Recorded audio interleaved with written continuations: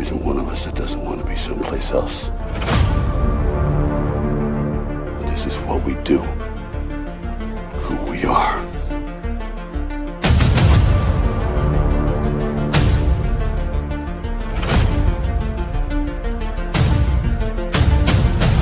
Survive a war. You gotta become war.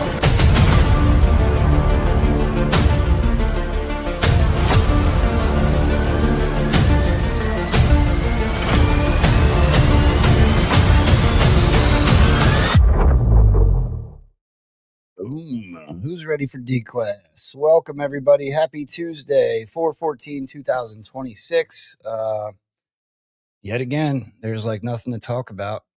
I almost hate making that joke every Tuesday now because there's just so much. It is just nonstop, a million miles an hour, every direction. So I literally was loading clips. You can ask these guys. I was loading clips up until 3 minutes prior to the show starting. There is just so much to talk about. I'm just trying to prioritize which direction to go. But I'm glad you guys all took the direction to be here. I see you guys piling in. Do me a favor. You know the deal. Smash that thumbs up on Rumble. Take that red pill and hit the heart, drop a comment, share the show, whether you're on Facebook or X. Thank you all for being here. Let's hear from the boss and get this party started. I wouldn't miss a chance to talk to my friends. These are my friends.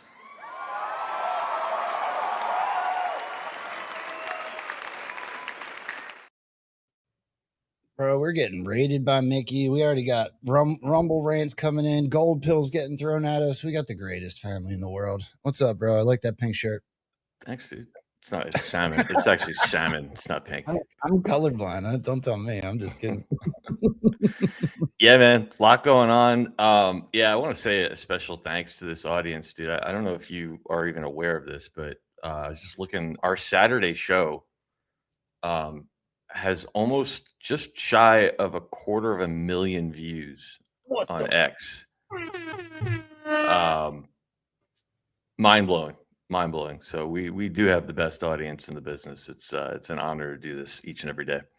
Yeah, we only grow because you guys hit the you guys interact and you share it with a friend or a brother or a cousin, and that's how shows like this grow. So yeah, Dave's right. 100%. Thank you guys so very much. Speaking of color, what color is this? That is orange, as in orange man trolling. I don't know what color. I could, if you would have asked me, I would not have been able to give you an answer. Well, you can't even tell the difference between salmon and pink. So, you might as well just be considered colorblind. That's something that people, I actually am. I'm red, green colorblind. You haven't heard me? Oh, no, you always leave me for salmon and pink are the same thing, Joe. Just FYI. So I'm not dumb. Well, I mean, that's a different question. Salmon is a shade of pink. Okay, then. Pink is like highlighter pink. Anyway, I don't know where this is Pink going. is what gay men wear, and salmon is what straight men wear. No, pink is what people who are confident in their sexuality wear. Morning to you. Why are you gay? Who says I'm gay? You are gay. You are gay. All right. Now that we got that out of the way for the week, we used to play that like 5 times a show. Anyway, how was your weekend, gentlemen? Patrick, how was your weekend, dude? I didn't leave the lab. That's not exactly true. I went to a new church, so that's fun. It's Protestant, but it's so close to being Catholic that I felt right at home. So we're trying to do more church, and I'm all Catholic, and my wife's all, look, I just want to go to church. And, to go to a Catholic church and do communion, you have to go through this whole hazing ritual where you convert to Catholicism. And we're not up for that just yet. So that's what we're up to right now. Other than that, I was in the lab. We should have that discussion one day.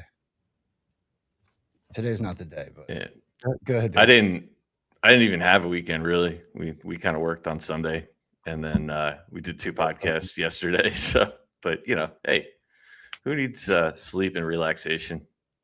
Speaking of that, if you guys didn't check it out, go over and check out. Dave and I got to hang out with Adel and Drunk Pinata yesterday on 412 Productions. So pretty sure he had like a record amount of people watching him on Rumble. So yet again, I guess we owe you guys a thank you for that. That was awesome. Our crew always shows up in force. So yeah, it was pretty cool. And hanging out with Drunk Pinata and Adel is always fun. So I had a blast. Yeah, and I got to hang out with Mickey and Matt and Carlin yesterday and run them through the 641,000 now sealed indictments, and they were mind melted. It was fun. I got to watch a little bit. Carlin looked like he was desperately trying to keep up, and you could tell he was definitely interested. And you were like honestly giving a masterclass in what it is that we talk about. I was kind of blown away, bro. Hat tip to you. And then you said Carlin said something afterwards. What did Carlin say? Yeah, at the end of the show, he said something to the effect. He's like, "I've learned more in this 2 hours than I think I ever have," or something to that effect. So it was pretty cool. It's cool to see. You know, we're in. I don't want to say we're in an echo chamber, but we work with people that know this stuff. So it's just always cool to get to present stuff, tangible stuff like that to people that haven't seen it before and kind of see their reactions and get their questions. It was a lot of fun. Those guys are doing a great job. Well, I mean, let's get into it. I want to start with this. We got Shirley, right? We got to sit next to him. We've told this story a million times now. Yeah. Nick Shirley. Yeah, Nick. So we got to sit next to Nick Shirley, and then it was like not but a week later, my man like might as well have been on that rocket he shot to the moon. Right, wrapped around it 17 times and shot back down here, and all of a sudden he is the biggest celebrity on the planet. He is uncovering fraud. He's in multiple states. I love the PSYOP.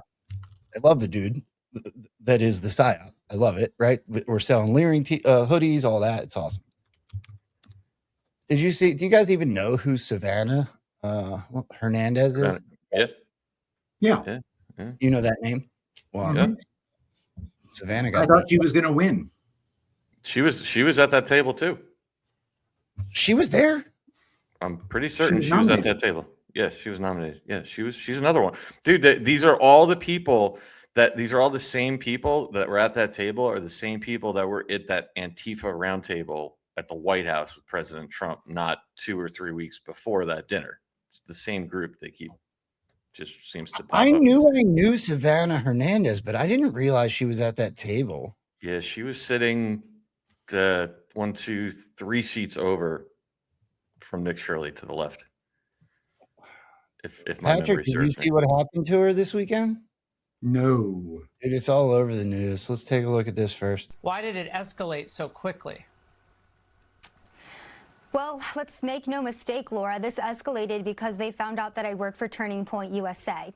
This isn't the first time that I have been confronted and assaulted at this point for journalism on the streets of the United States of America. But since Charlie Kirk's assassination, this is now the third time that people have come up to me after I have not been interviewing, not been engaging, but simply being on the street and filming a protest, figured out I work for Turning Point USA, and have made a point to confront me, to threaten me, to harass me, and now brutally assault me to prove a point. So that's why this escalated, Laura. I wasn't interviewing anybody. I wasn't engaging with anybody. I was, and I apologize. This is the first time I'm talking about this assault, and I'm scared to report, Laura. This is my job. It's what I've been doing for the last 6 years. Yep. And I'm terrified to do my job. I can't even interview people properly on the street because I got brutally assaulted and pushed to the ground by a 250-pound man for simply going and reporting on anti-ICE activities. I made a point not to engage, Laura, because I know the left wing is violent. They assassinated Charlie Kirk last year, and now they're coming for each and every single Turning Point USA employee because they know they can get away with it because the local jurisdictions aren't going to charge them. Now, luckily, the sheriffs are planning on bringing 4 charges. I hope. I did tell them I wanted to press charges. This has been elevated to both the DOJ and the DHS. They are opening an investigation as well. But I'm horrified, Laura. I'm horrified. Well, this is the United States of America. You were just standing there, and I know exactly how you feel because they surrounded me the same exact way, and they start screaming in your ear.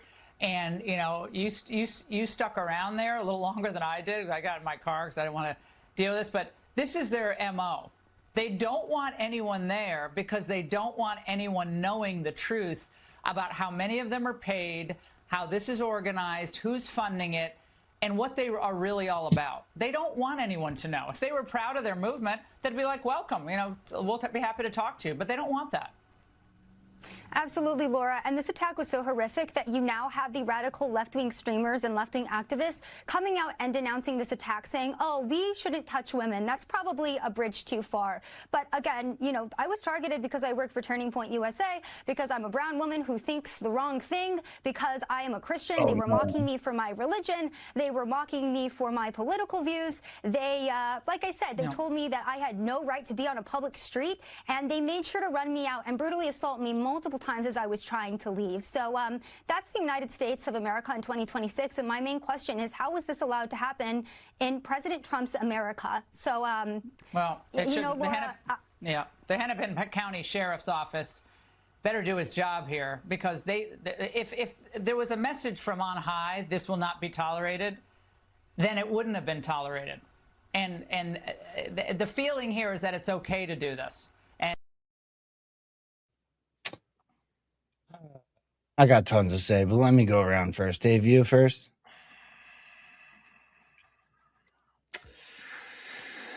How does it make you feel? First off, look, I don't want to just come on and start calling everything a psyop. Yeah, which is what we do anyway. Yeah. But I'll just say this. Here's the way I look at this, right? If you go back and you watch that, we covered it. It might have been your show. I don't know where it was. We covered it together, the three of us, when they did that Antifa roundtable.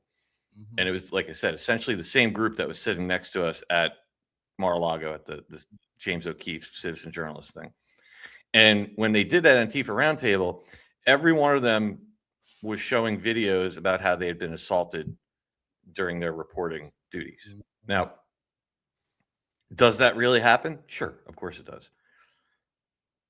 Where I look at this a little side-eyed is the fact that if you look at any of these different things that have gone on, the pretty good, killings and all these different protests, if you zoom back, there are dozens of citizen journalists embedded in all these different things.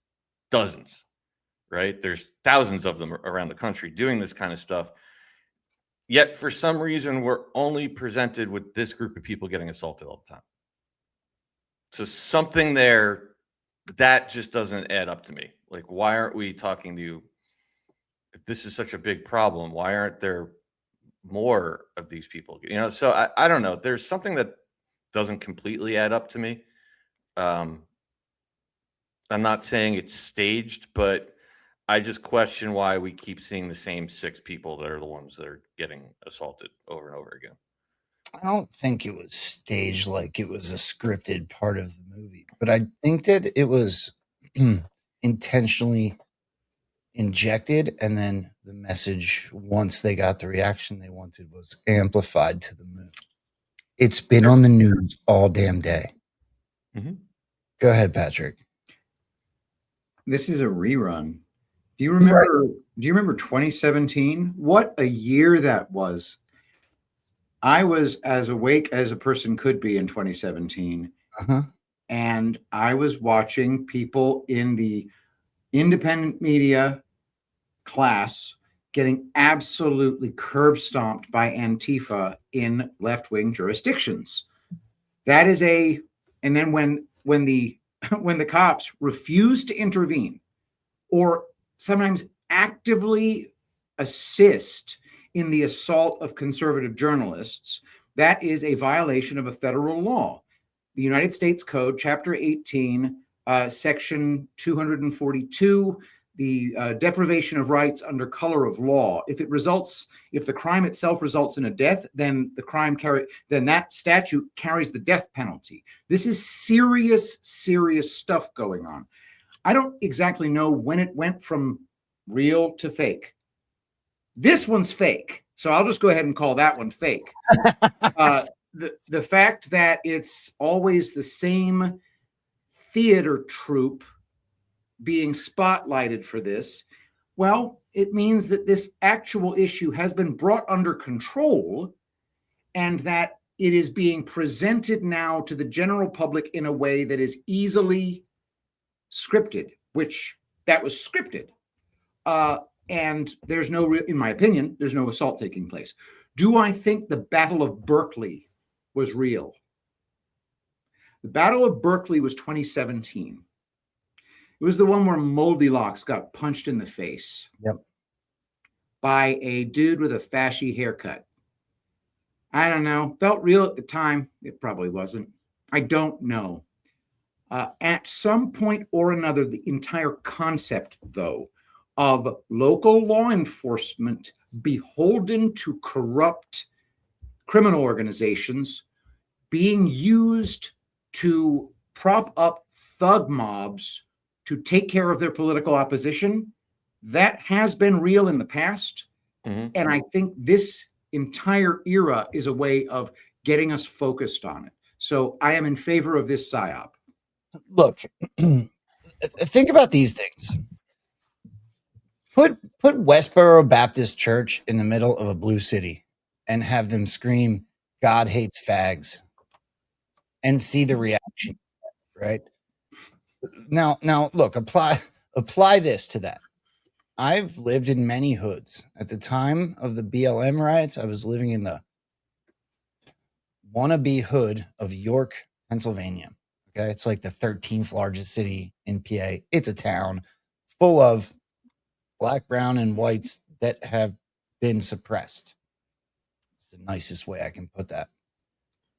It's a recovery house town, which is why I was there, right? So recovery house towns are not typically in really nice areas. You don't buy up a bunch of properties and put a bunch of people coming out of jail and rehab in, your upper middle class or higher classes neighborhoods. You put them in the hood. And so the TV amplifies this message at that period of time, right? BLM, we're rioting, we're stomping, we're flipping cop cars over, right? Breaking windshields, setting things on fire. And then a couple weeks later, well, here it is. York is going to have their BLM riot. And so, of course, I walked out there because what else did I have to do but go to an AA meeting at the time? And I walk out there and next thing you know, you got the hood jumping on cop car, or not even cop cars, just regular cars driving down the street. Like they felt like they were given a license to let loose all of the aggression that they deal with on a daily basis. There's shootings in this town, right? This is the town I've told the story about the gun got put in my face in this town. Well, when you already have drugs being sold, recovery attempts going on, father's not in the home, run the gamut with the whole thing that goes against what should be the nuclear family. And that's what you deal with in these little towns. Well, all it took was the TV to say, you now have the right to go out there and jump on people's cars. These people they weren't cops. They weren't anything. They were just trying to get to work. And so, it only takes just a little bit of putting something in front of baiting these types of people that are living these types of lives. And I'm not talking about them as if there's something I'm not aware of. I've lived it. The other example I have, if I'm going to go off experiences, Dave and I, it couldn't even have been a year ago now, Dave, right? We went and we saw the No Kings rally in Philadelphia. And ask Dave, I was a little nervous, right? We were in my city. That's where I grew up. We were in Love Park.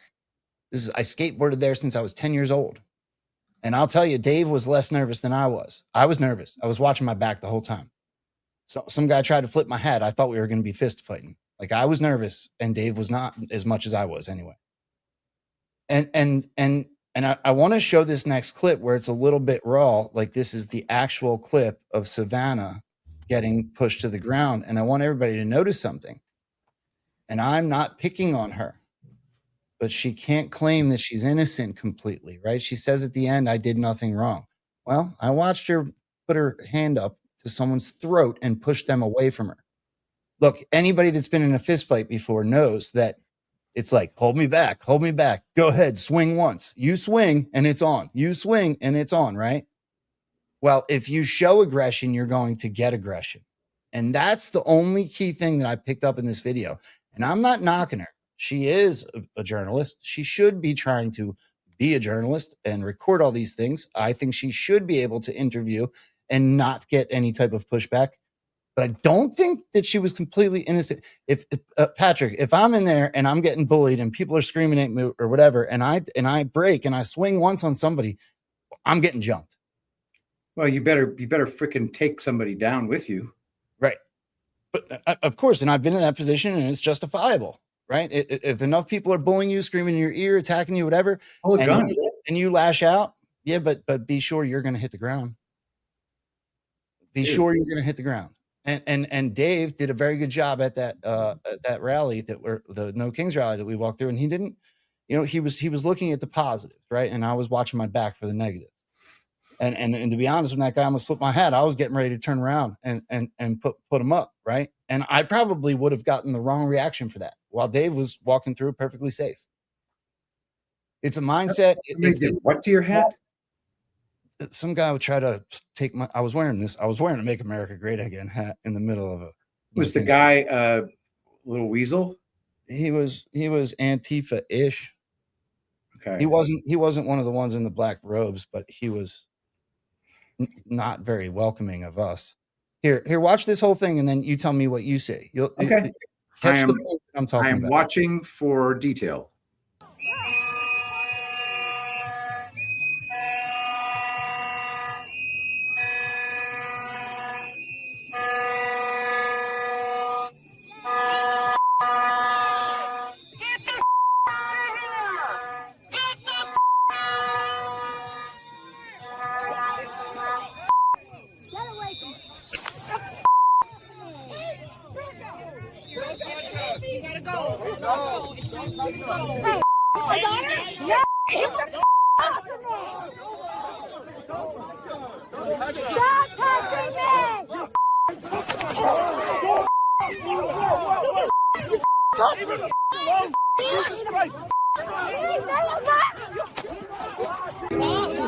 Leave me! I'm trying to leave! I know, just go though. Look, we're trying to help. Get you out of here. Trying to leave. Let's go. Let's get you out of here. Let's go. Where are you going? Where do you need to go? I don't have a car here. Where do you want me to go? Jared, can we get her somewhere? We're trying to help you though. Like we helped you. No, you didn't. Yes, we did. We stopped people from hitting you because you were I was standing here for an hour. If we didn't help you, you would have been and attacked. started attacking me. We told them to stop. I didn't do anything. But you're like trying to play victim so hard when you were literally. Okay, so I have all this on camera. It's fine. And because we're Minneapolis, you can't press charges against some of these people either. Anyway, so yeah, there we go. There we go, guys. There we go. Minneapolis, incredible. What am I gonna do? Does anybody see what I'm talking about? Or No. So you don't think? Here's what I see. I see justification for lethal force in the first 60 microseconds. I agree. I'm not knocking that. Go ahead, Dave. Can I ask a different question? Sure. Here are my two questions. I just looked it up. There are over 400 ICE detention facilities in the United States of America. This is the same one we've been looking at for the last 5 months. Is it always this is that one where we showed, I think it was at Shirley or one of those guys was up on the roof one day, right? Okay. So we're getting there's 400. Wouldn't you think there'd be like 10 of them where this is going on? 5 even? One. That's the first one. Now the second question I have is, yes, we are all a bunch of news junkie political nerds. Q-tards, call us whatever you want. We do this for a living. Right. We know who Savannah Hernandez is. How do they? She's dressed in black. Now, if you watch that video, what I see is about 80 people with cameras. They're all dressed in black. How did they know she's the Republican to attack? Just curious. Because they must have been at Mar-a-Lago with us and, attending the event, and they just knew her because she's just so famous. Oh wait, that's not. She's dressed just like the rest of them. She's not wearing MAGA gear, nothing red. There's nothing identifiable. And by the way, this is a pattern I've noticed in a lot of these videos. I'm not talking about somebody going in wearing a Trump shirt or a MAGA. I'm talking about a lot of these guys are going in. They're unknowns. It's a big crowd of people. Everyone's got a selfie stick with a camera, yet they all figured out to attack her. How? Preaching to the choir here, man. Look, I need to figure out, Joe, what was it that you saw in that video that I'm missing? I'm going to re-explain because the chat's smashing me too. Look, she was being assaulted with whistles, being antagonized with horns. She was being surrounded. Mm-hmm. What I'm trying to explain is my experience if you're going to put yourself in that situation or that position, because I do believe they're activating more citizen journalists. If you're going to put yourself in that position, you must stay passive until out of a situation like that, because the second you show aggression back, you are losing. You are surrounded by people that just wanted to see you show aggression for a second. And that's why you get body checked by a 250-pound man, because you put your hand up and by the neck push someone away from you. So your criticism is strategic rather than right or wrong thing. Correct. I'm not saying she's wrong. She's look, she should have pulled out 2 9s and laid them all out. Yeah. She was bullied to a point that it should be illegal, in my opinion. I think it is. I'm pretty sure it is illegal. Right. As far as I'm concerned, it's morally justified to waste the person with the freaking whistle in her face. Just literally shoot them center mass. Look, it's either that or just be suited up, right? Have your laces tied up tight and be ready to throw them things. Because if you're going to start that with them, then go ahead, stand up and stand on business. How a girl should she has no business being there without a freaking staff of bodyguards. By the way, what the hell?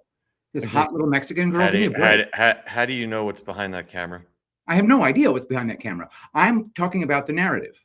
Yeah. And the narrative is that she was just defenseless and alone and not with 8 UFC fighters. Which is, that's the same bait as leaving a pallet full of bricks on the side of a BLM riot. Mm-hmm. Yeah. Doesn't make any sense. It doesn't add up. Well, isn't it interesting, Joe, that this is happening at the same time that, I don't know if you saw this, did you see that California introduced the Nick Shirley Act? What? Did you see that? No. Yeah. Didn't realize we were going in this direction. The Stop Nick Shirley Act. Yeah, this was over the weekend. I want to This is a bit crazy. California Democrats advance Stop Nick Shirley Act to criminalize investigative journalism. So after I expose widespread fraud all across America, and quite frankly, states like Minnesota and California are just the worst at it, letting fraud take place, especially inside of immigrant communities. For instance, the Somalians in Minnesota and then the Armenians in California. And so now they're trying to silence anybody who exposes fraud inside of California. For instance, if this bill is passed, the Quality Leering Center that was in Minnesota would be protected from being exposed. That is absolutely crazy. And the crazy thing about this is the person who's proposing this bill, her name is Mia Bonta. Her husband is the Attorney General of California. And so let's say you expose fraud. This is what could happen to you inside the state of California. You could get a misdemeanor, a $10,000 fine, imprisonment, and your content forced to be deleted. That is absolutely crazy. It is time for people to either stand up or we face mass oppression from those that rule us. Kind of a quinky dink, huh? Mm-hmm. There's definitely a structured message, a deliberate message being given out.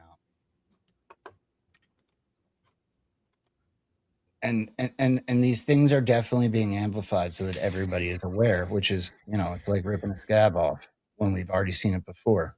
Mm-hmm.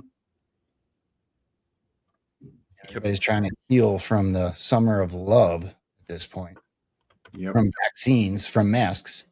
and we're getting this BLM riot, Antifa riot crap again, these protests. Not only that, but we're getting vaccine stuff that's coming out, election stuff that's coming out. It's almost like conditioning.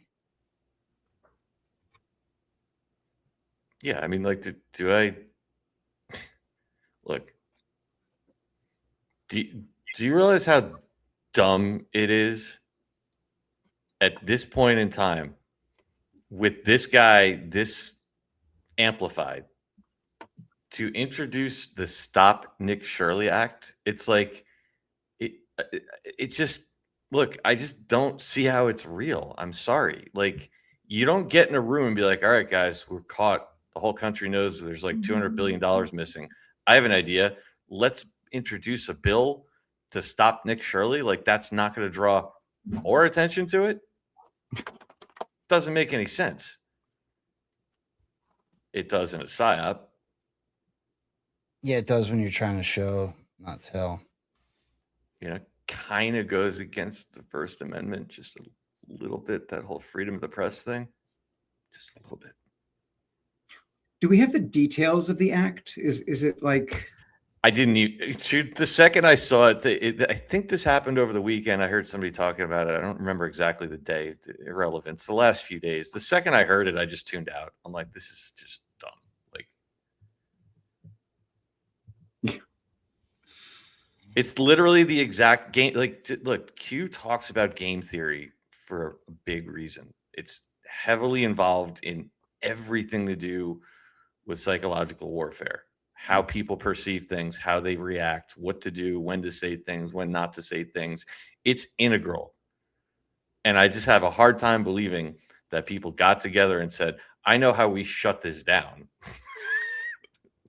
We'll introduce a bill that completely pisses on the First Amendment and give the entire right-wing news media the opportunity to call out the reason they're trying to stop it. It just doesn't, it would never happen that way. I don't know. Well, go ahead, Patrick. Did you have something you wanted to add? It's just, I think that is like probably the tamest thing that happened over the over the past few days. Yeah, and that's for sure. That's completely for sure. Actually, here, let's change gears. Patrick, did you see all the hubbub about Donald Trump's post in the robe, in the red cape? Yeah, of course I did. There's no avoiding that one. Holy crap. The hubbub. All right, let's take a look. Posting a picture of himself as Jesus. He later said that he posted it as thinking as a doctor saving people. I thought it was me as a doctor and had to do with Red Cross as a Red Cross worker there, which we support. And only the fake news could come up with that one.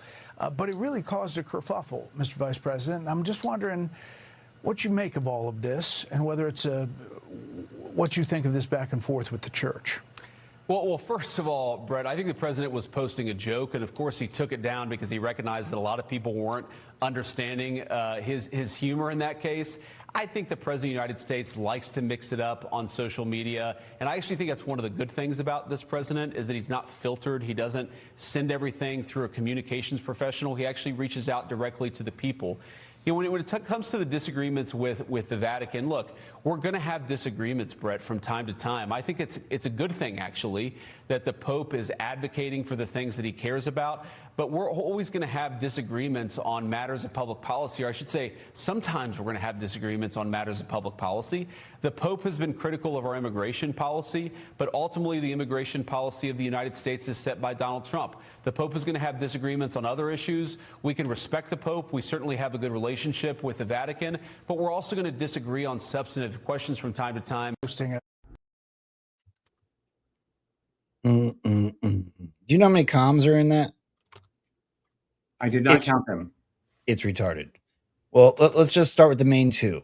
The two biggest ones I picked up on. It was about the Pope. That's where J.D. Vance went, right? So the Pope's now attacking Donald Trump due to this. And why in the hell did he try to deflect and talk about the Red Cross? Where did that come from? I do not know.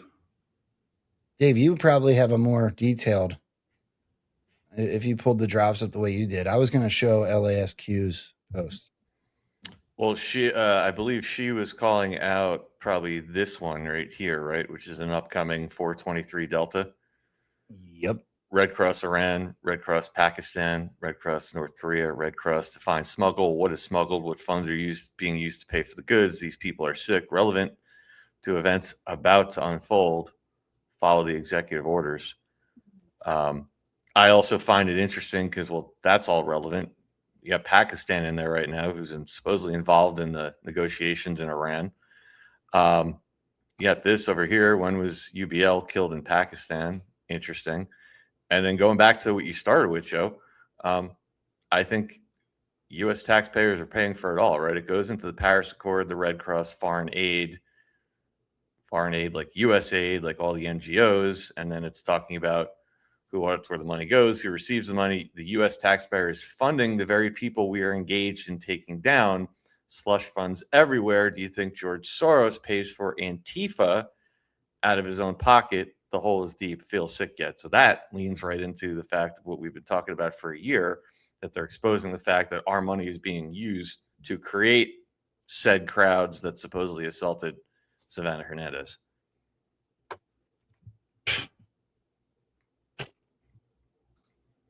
Or it's a big coincidence. Or that. He didn't talk about the doctor pick. The doctor thing's very funny. I actually have something for that I probably should have shown first. But since we're on the Red Cross thing, which is how he deflected, you guys know, Patrick, you know the video out of the drops where the Red Cross box is? Yes.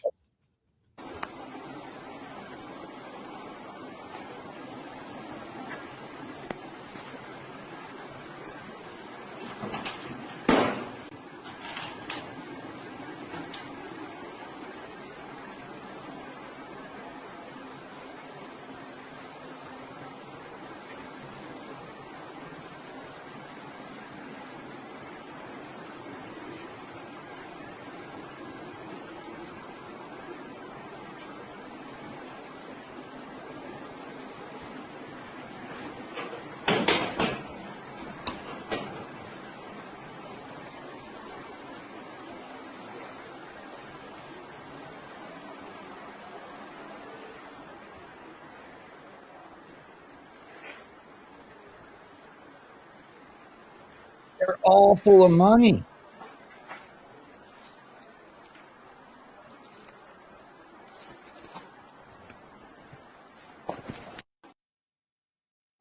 And what did Dave just show? But our tax dollars we're funding.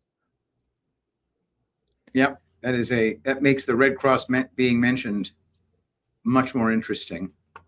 Because where did it even come up? I wish I had it, Joe. This just popped into my head, and I would have dug it out.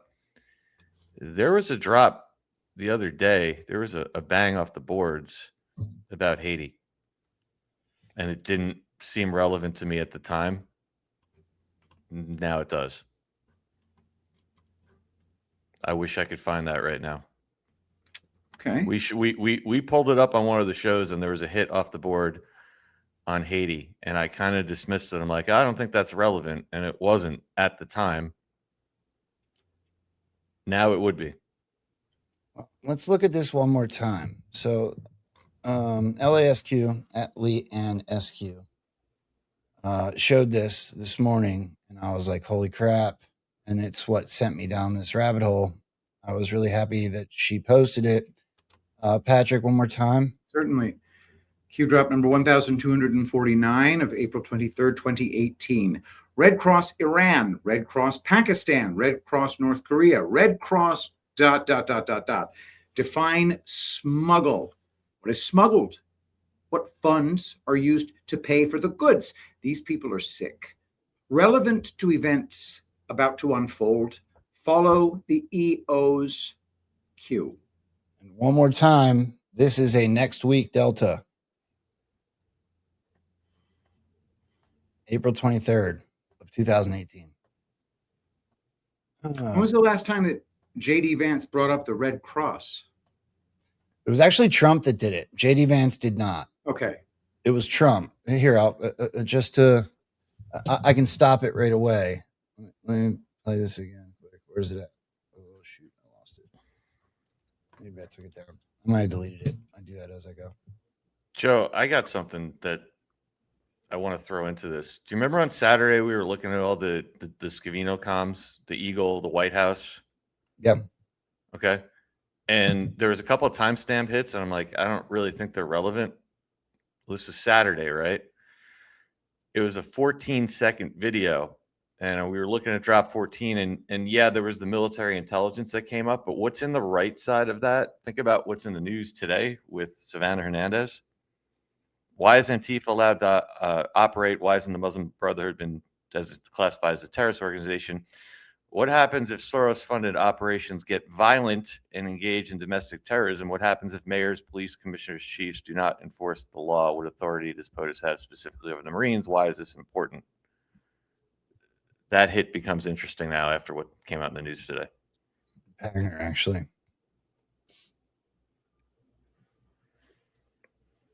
It was 2 days ago, timestamp. I'm not sure what Swifty's talking about. That blows my mind, bro.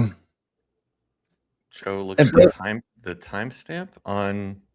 Yeah, I'm not sure what they're referring to. I'm not sure what was 2 days ago. That's okay. I'll probably figure it out here in just a minute. The Pope stuff I found interesting too. So they also went into the Pope. So here, I got two things. Let's watch this first because I think it leads into the next one. I know. I'm supposed to be outraged because the moral outrage crowd tells me that I'm supposed to be outraged. And yet, I'm having a really hard time finding a reason to be outraged. Because I learned a very long time ago that literally everything Donald Trump says and does in the public square is strategic. Everything. Every post is strategic. Every time that he holds a press gaggle outside of Air Force One or outside the White House, literally every word that he uses is meant to be strategic. Everything is strategic. So when he posts things that seem like maybe they're going over the line, I learned a long time ago, instead of being outraged, the question I should probably ask is what exactly is he trying to get us to pay attention to? And the other problem is I can't really figure out what I'm supposed to be upset about in this picture. Is it the American symbolism in the photograph? Is it the military veterans and active duty military? Is it the nurse that's with him? Is it the young lady praying along with Donald Trump as he lays hands on the sick? Is that what I'm supposed to be upset about? See, the problem is I've actually read my Bible, and I don't know if you know this or not, but we are all supposed to be laying hands on the sick. As a matter of fact, it says it right here in the Great Commission, verse 18.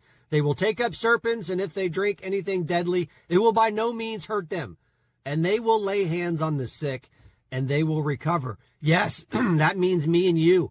And President of the United States is also included in the Great Commission where we're supposed to be laying hands on the sick, including a sick and broken nation. But Patriot Dad, don't you know that it's blasphemy to depict yourself as Jesus? Wait, you think that's supposed to be a depiction of Jesus? For the Monday Morning Armchair Bible Scholar Group, show me anywhere in Scripture where Jesus is depicted wearing a gleaming white robe and a red cape.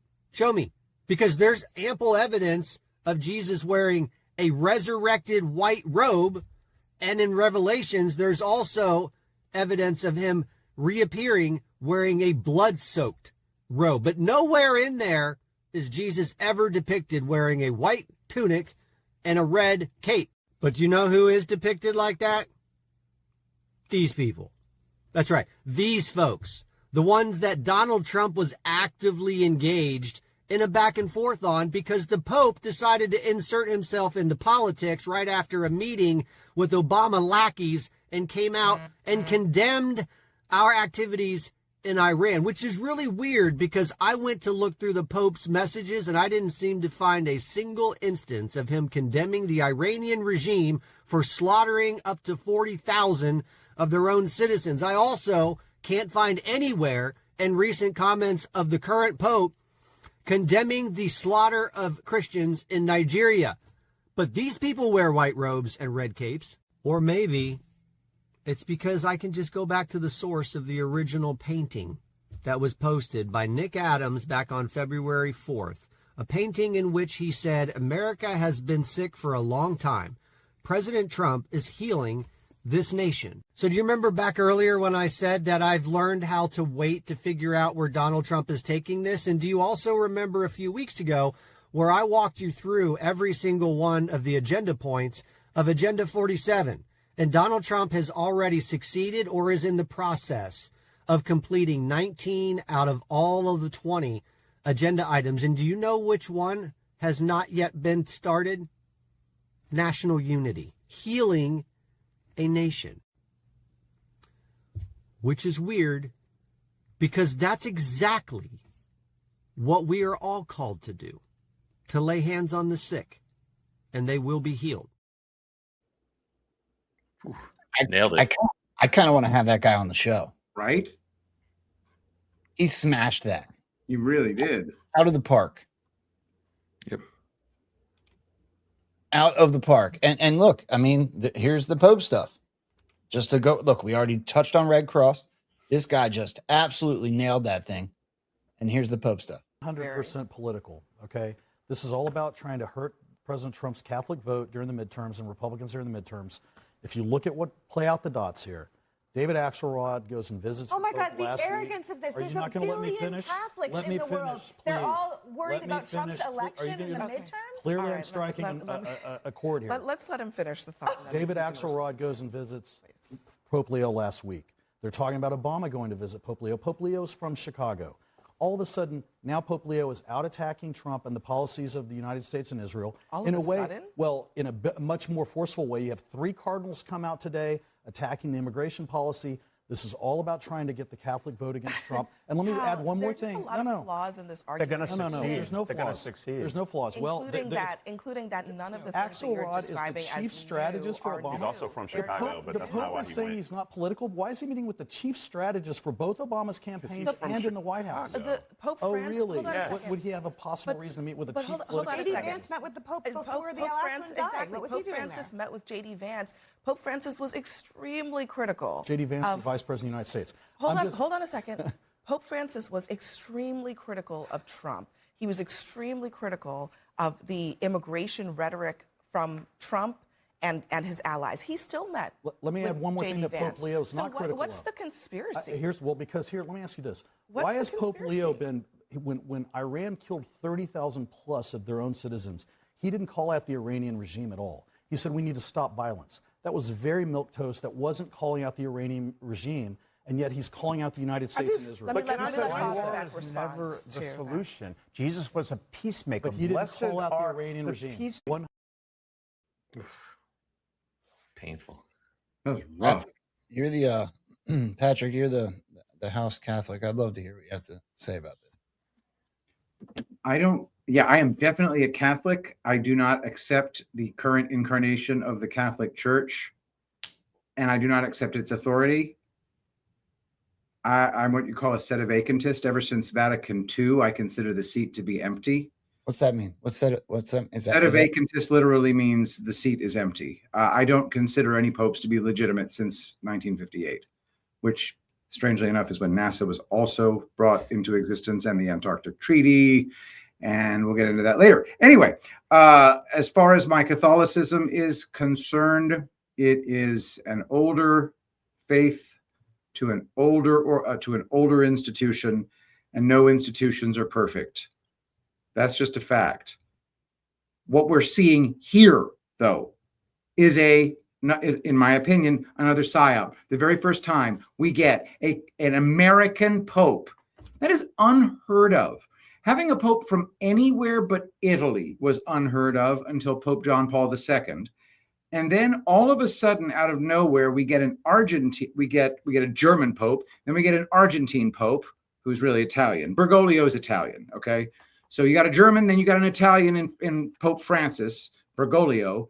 Then out of nowhere, you get this American.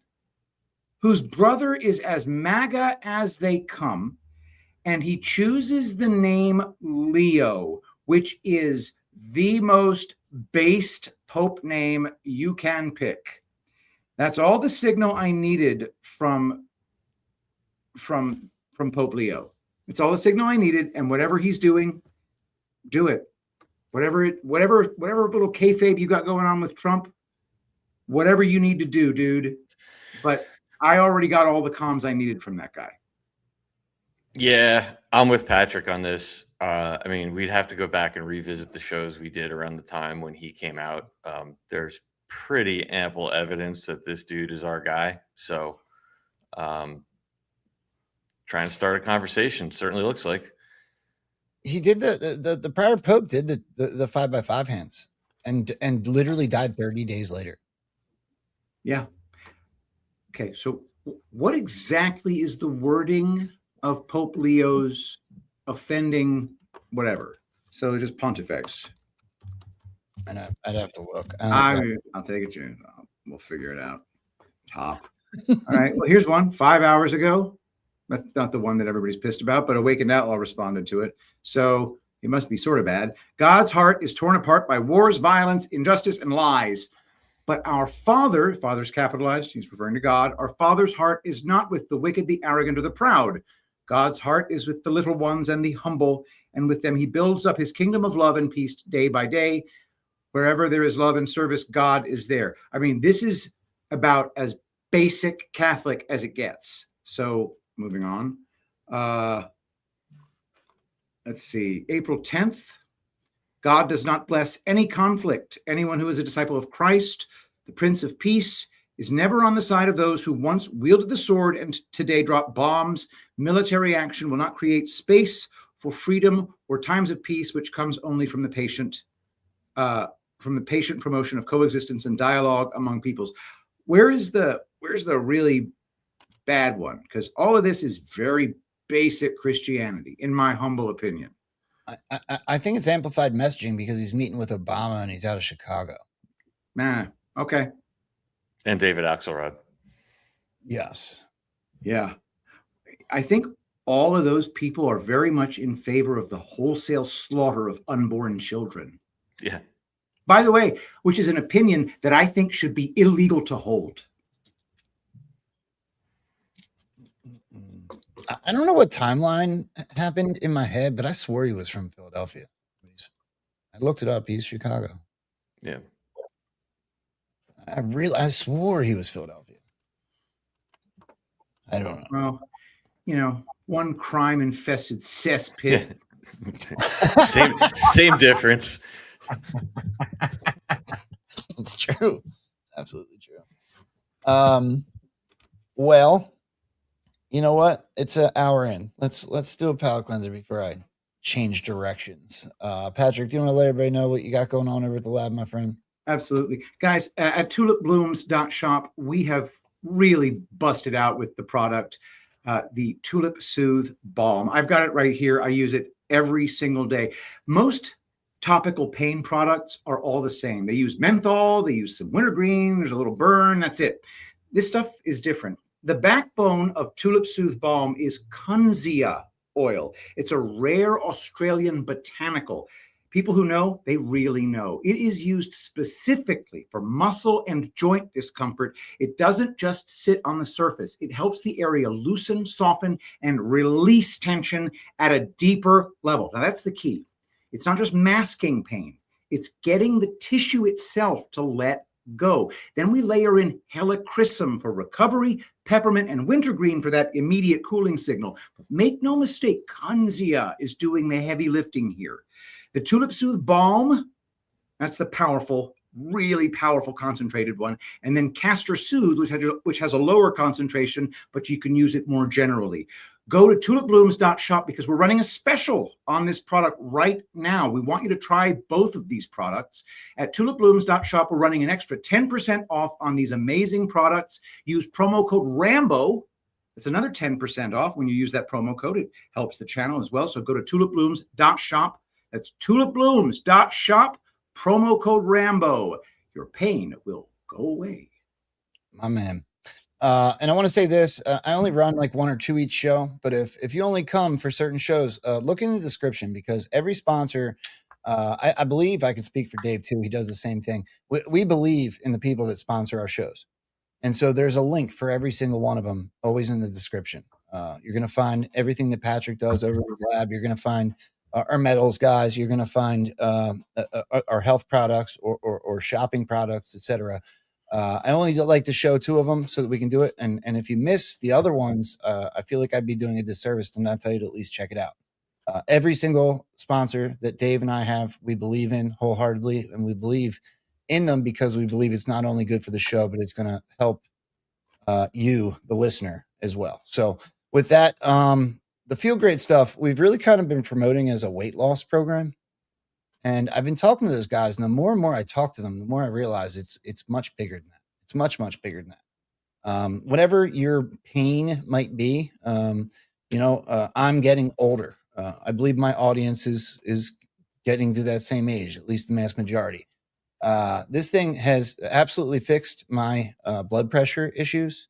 Of course, there's been a little bit of weight loss. Insulin resistance. I mean, there is tons of things that go along with the Feel Great protocol. It is not just about losing weight. So if you want to take the time and go over there to the Feel Great, I believe it's rambospecial.com. Take a look because it's helping with much more than just weight loss. So take a look and then we'll finish out the last.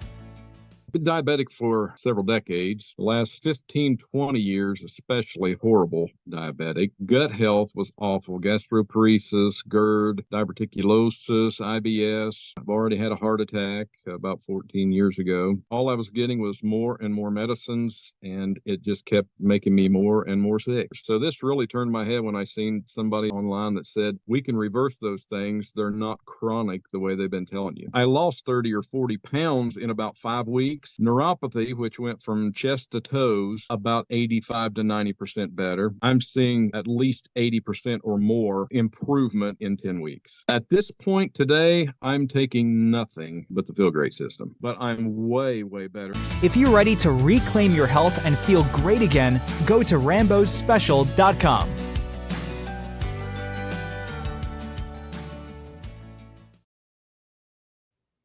Bro, I got to read this. I like to move on, but I have to. Chris Schaus just wrote in the chat at Rambo, just got my blood work back, and for the first time in over 20 years, I am no longer pre-diabetic. Wow. That's a smasher endorsement, bro. Thank you so much, and I'm so happy for you. So grateful to hear. That's awesome. Amazing. Yeah, absolutely awesome. Joe, one comment I just wanted to highlight before you move on the last segment. I didn't even make this connection, but it's a great point. Awake Muso. Great point. Interesting timing bringing the Vatican at the same time as the normies are learning about the city of London. Been talking about the city of London a lot. Now you bring the Vatican in. Very, very, very good point, friend. All falls in with the foreign influence dots we've been connecting for weeks now. Yep. Weeks. Well, speaking of foreign influence and, banging Chinese spies, Patrick, what do you think of Eric Swalwell? I think that he is a pathetic character on the stage right now. Do you think this is another one of them things, Dave? Is this happening in real time? No. No, Do you remember the slush fund for sex victims that Congress had that we heard about that Paul Ryan was supposedly covering up for? The Congress has been a bunch of cokeheads banging each other and banging each other's wives and having whores all over the place forever. Joe, I want to wait and see where you're going to go on this, but I'll have some comments. The boomerang on this is incredible when you connect it back to 2018. It's pretty unbelievable. Well, let's start. Maybe not 2018. Yeah, maybe it was. Let's start here. Let's start with Donald Trump's own words about Eric Swalwell. Little respected, lightweight Representative Eric Swalwell was just kicked off the Intelligence Committee for reasons of integrity and lack of intelligence, and for having the poor judgment of dating and falling desperately in love with a Chinese spy. Fang Fang, this idiot of a congressman, is now calling for publicity purposes only for some great American patriots, including me, to be banned from the United States Capitol building. Fortunately, people understand that Swalwell is a lowlife not respected by anybody and merely used for entertainment reasons by the fake news media to continue their assault on President Donald J. Trump and their assault on America. People like this are not serious people. They shouldn't be taken seriously. I just think and love that man. Freaking Fang Fang, man.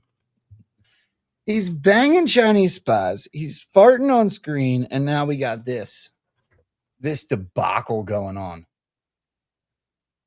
I mean, how do you get destroyed after being destroyed when you were one of the people at the tip of the spear trying to take down Donald Trump for Russia collusion, et cetera? Brilliant movie scripting. He's getting his just desserts.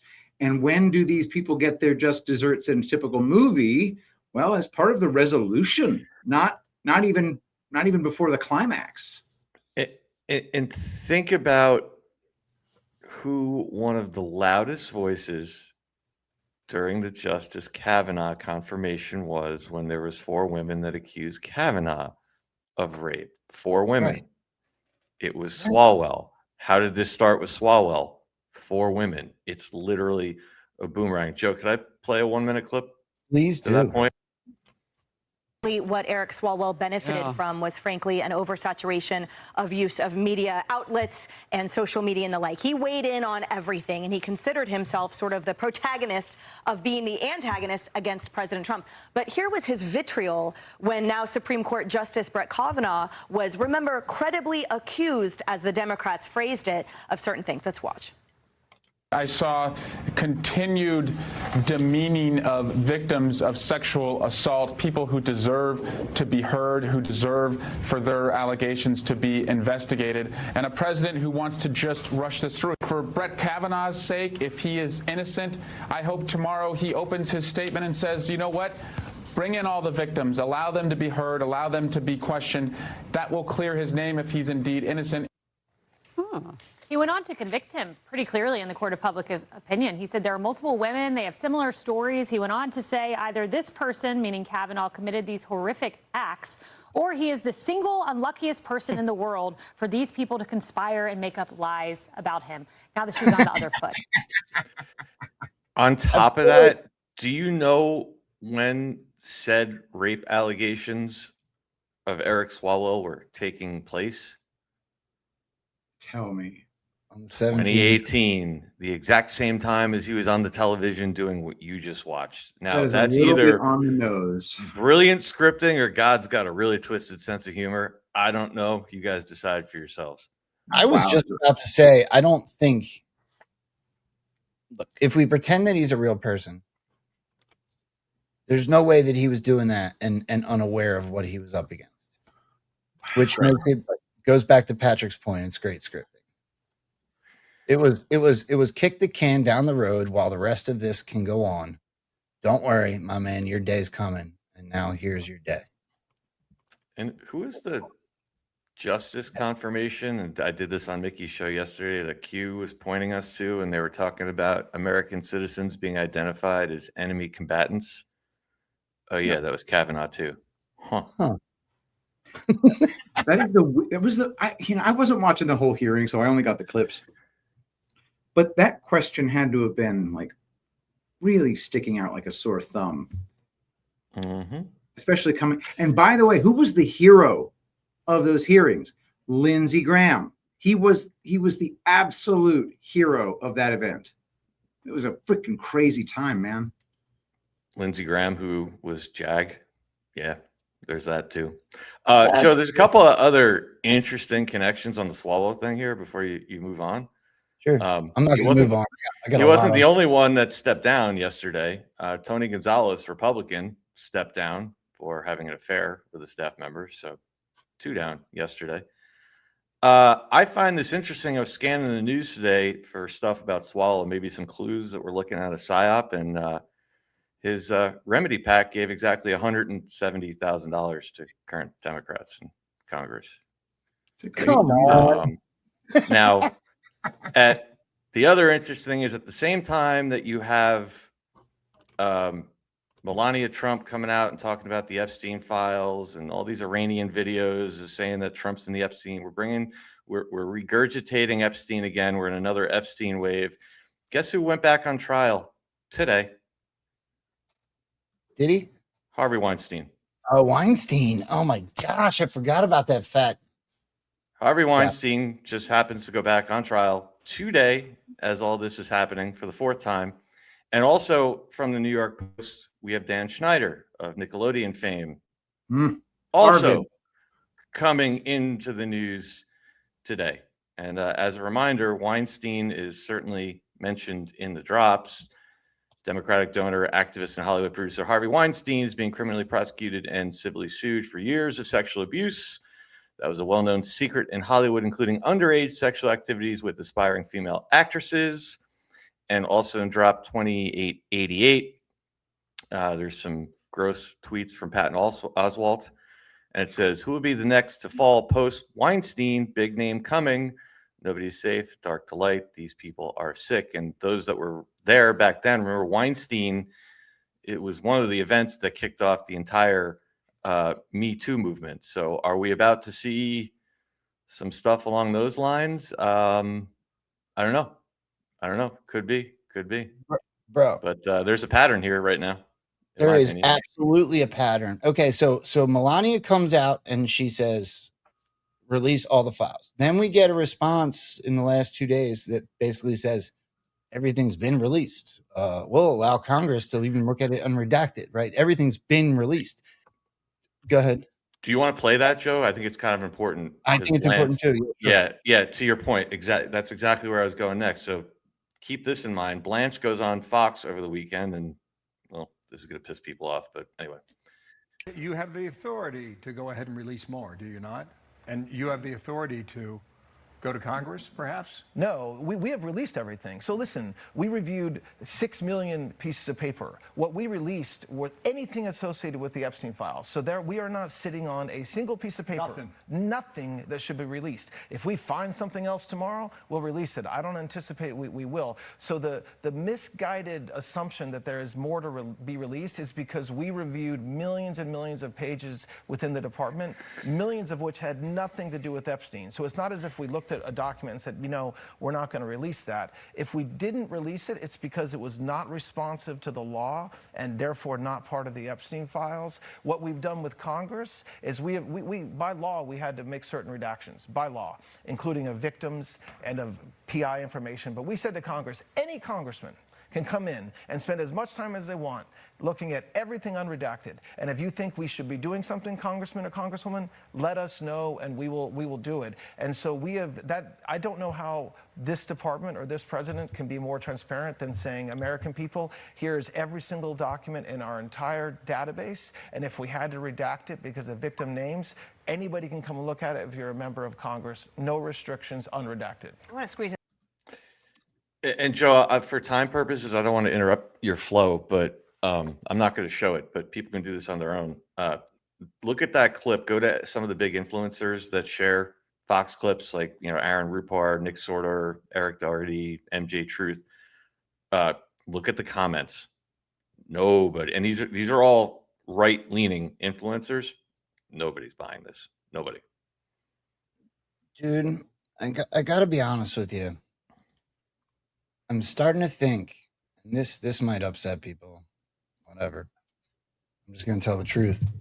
I'm starting to think that Donald Trump calling Epstein a hoax was because it was a huge, big, fat narrative seed for what was coming. Look, we got Gonzalez.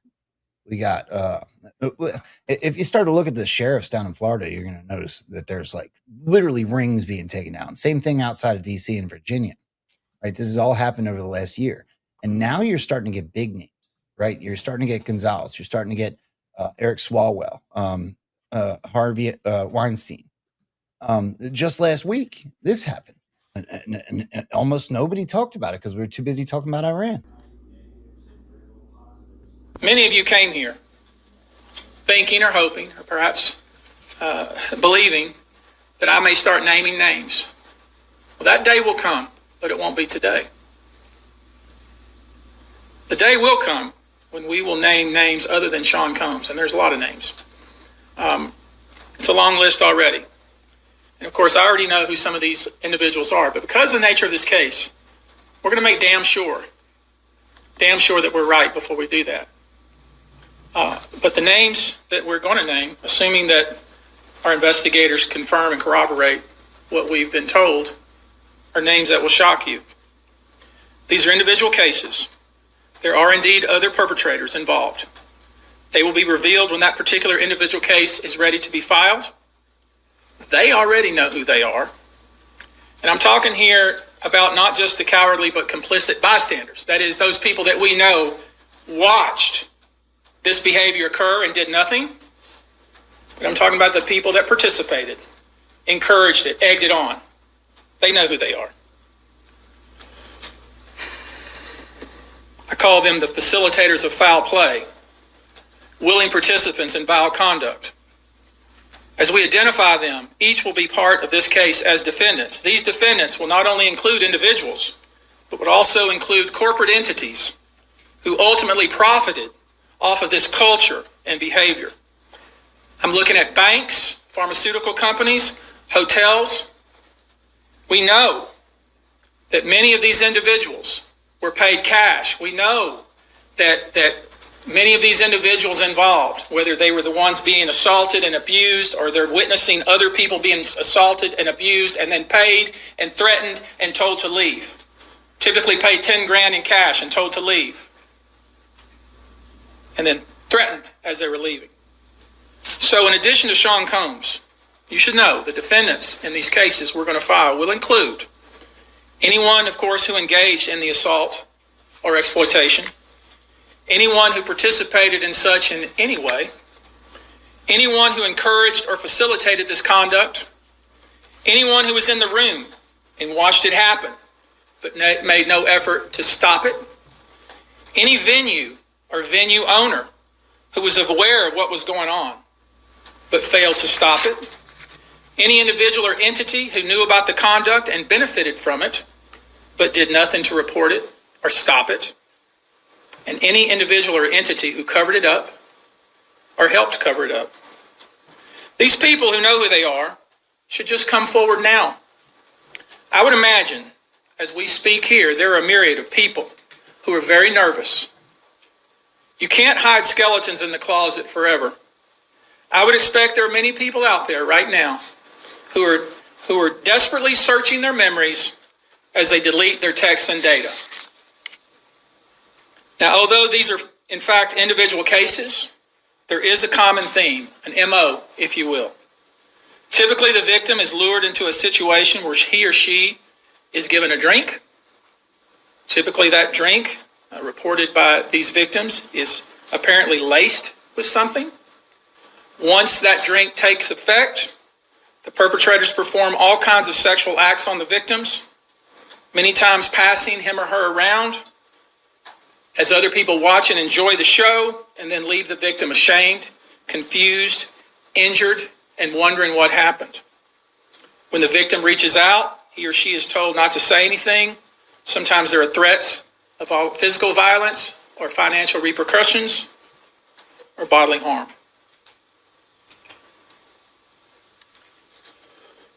The claims we intend to bring will include. I don't want to show any more of that because I want to piggyback something. Okay, you heard that MO, right? Yeah, Heard Joe, that could I just ask the date of that? Because there was a couple people in both chats saying that was an old clip. Okay. Was that That's right. this week? But it might be. I found Okay. it last week. I don't know. Gotcha. Okay. Okay.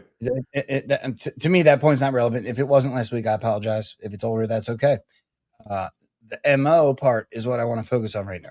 Mhm. All right. So if that's the MO, now listen to this and tell me they're not giving you the same damn story. Yeah. Even today.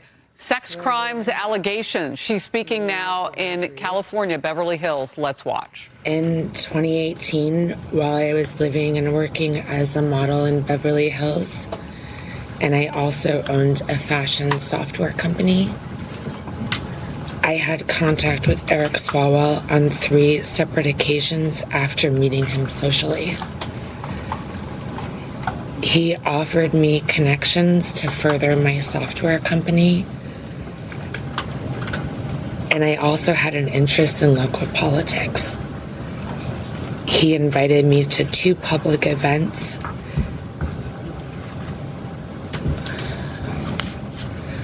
I knew he was married at the time and that his wife was pregnant. He was my friend. On the 3rd occasion, I believe he drugged my drink. I only had 1 glass of wine.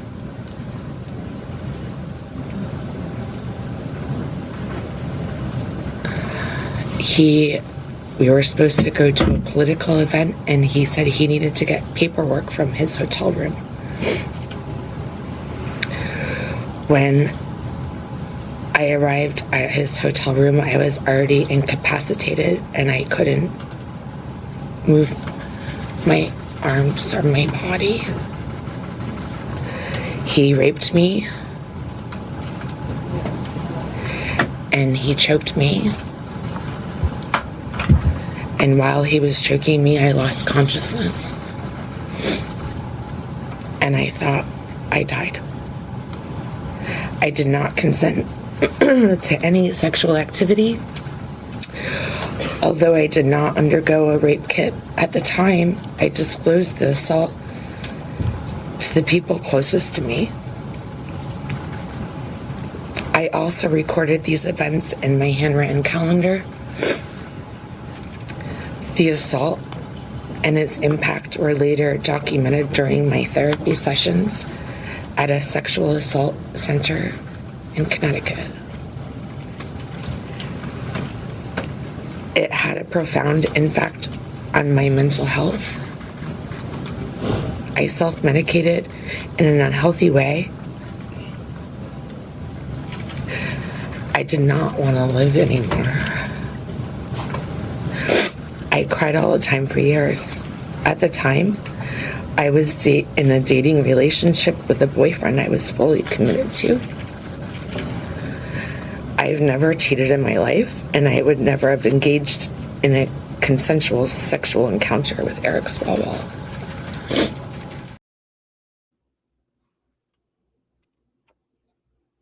I want to make something clear about what I believe, because there's a debate going on in the chat right now. Some people believe that's an actress. Some people are going, how could you possibly think that a woman would lie about something like that? I think that that's very real. I just think it's a very real presentation of things that were already you don't get to the point where you go on screen during this whole scandal and show that if it wasn't something that was already taken care of. Something, I don't mean taking, I don't even want to make it light like that. Not taken care of, but rather something that's already been in the works and going down. I do think Eric Swalwell's role was an actor's role. I do think that there's things like this going on, not only in DC, but around the world when it comes to people in power and with, the amounts of money, and they run in these circles. Do I think that this is do I think that she's just coming out and doing this now to take this man down? No, I think this man was already taken down. So do I think her story is potentially real? One, yes. I do. I don't know. I'd love to get your guys' thoughts on that. That lawyer didn't seem like central casting. No. Right? He didn't have that perfectly manicured look to him. He looked as if he was personally responsible for his own haircut. And for that reason, I get the feeling that that was like a legit prosecutor for a change. And I also get that same feeling from that terrified woman who does not present well on camera. She was not central casting. Or she is central casting, but designed to seem utterly unlike central casting. I have no idea what I just watched, but it did not look like something that was directed by a movie director. It just feels different. That interview only happened an hour or two before the show started. That was the last thing I grabbed just prior to the show started. She was deeply unsettling in the way that she looked at all times. She seems older than Swalwell by quite a bit, actually. Am I right? Yeah, I'll bet 5 years ago she was 5 years younger. Yes. 5 years ago she was 5 years younger. That's accurate. Yeah. You know what I'm saying? No, I don't. 5 years at my age is a lot. All of a sudden, well, no, this would have happened 8 years ago at this point. That was 20. She's talking about 2018. Okay. 8 years ago, I was adorable. Now I'm old. I keep going back to what we've seen, right? We watched a fake Biden administration for 4 years. We have it all. There's no way they didn't. Whatever this is or isn't, there's no way they didn't have it 6 years ago. So to me, what I'm focused on, real, not real, it's irrelevant in my opinion. It's the timing of it. Right now we're starting at, again, as all the Epstein stuff is happening, this pops off. Gonzalez resigns, right? You're starting to see this. Weinstein's back on trial. Like, start to feed all this together. It's all building this same thing. And now at the same time, what do you have? You have Todd Blanche back out there now saying, like, nothing to see here. You got all the files, which is just going to feed further into the Trump is controlled by Israel starting a war narrative, right? But what I want to remind people of is what Blanche said in that previous clip that they have to keep in mind before they get frustrated. He said they're complying with the act, which was the Epstein Files Transparency Act of November 2025. Subsection B in the exemption section says the following. One of the withholding categories is active or ongoing investigations. The DOJ may withhold or redact information if disclosure would interfere with ongoing investigation or prosecution. FYI, I'm going to guess in that 640,000 sealed indictments, there's a whole bunch of stuff that they can't show us yet. Yeah. So him going on there is just the way they presented that to me. He could have, if he wanted to, he could have very simply, if he didn't want to piss people off, he could have said the following: we've released everything that we're allowed to, and there are some ongoing investigations right now that preclude us from revealing more. But when those investigations are completed, we will release that. He didn't do that.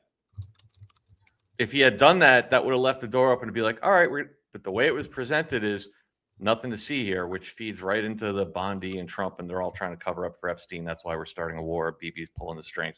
It just feeds that narrative further. Patrick, anything? No. Right there with you. I got a couple more Swalwell things here to show because it's being talked about everywhere. Here, let's take a look at this one first. That he has now dropped out of the governor's race and resigned from Congress. Is that justice in your view? No, it's just the beginning. It's just the very beginning. And I know personally that we're not walking away from this fight.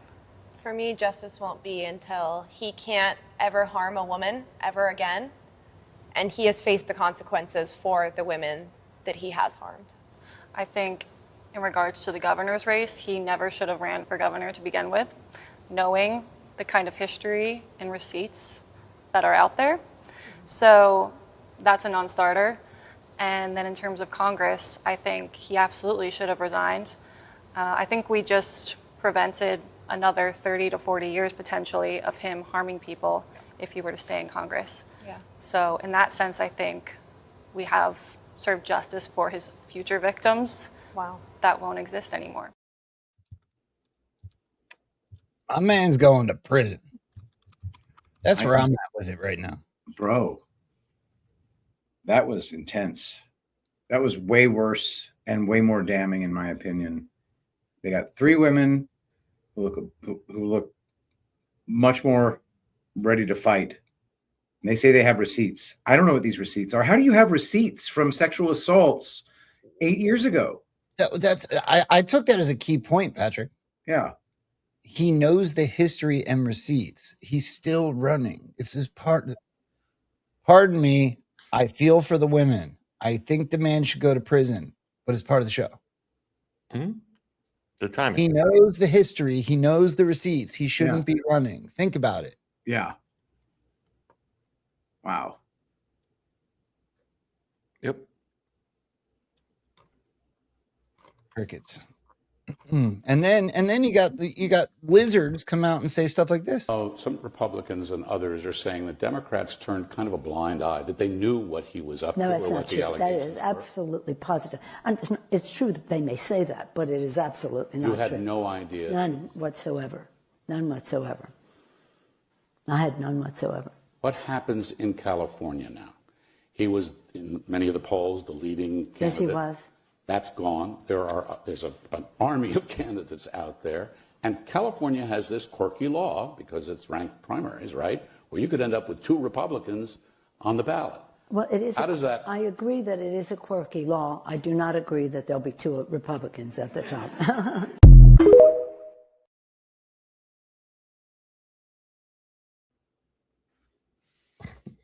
I love when they roll out drunk Nancy. I know. The only reason she didn't know is because she was hammered. Accurate. Why are we even still listening to her at all? Is she in Congress still? She's at the bar. Yes. Well, there's no shame in that. I don't know. I mean, and then, should I keep going? Like, historically, we have Kash Patel where he fights with Swalwell. You guys want to watch that? Sure. I will work on the audio-visual capabilities. I'm going to borrow your terminology and call bullshit on your entire career in Congress. I'm reclaiming my time, It has been a Director. disgrace to the American Director, I'm people. reclaiming my You time. can reclaim your time all you want. Mr. Chairman, you're going to allow a witness to speak this way? Mr. Chairman, would you recuse yourself, Director? The gentleman has no time. Mr. Chairman, would you admonish the witness not to insult members? The gentleman has no time. Mr. Chairman, just committee will remember. Quick point of order.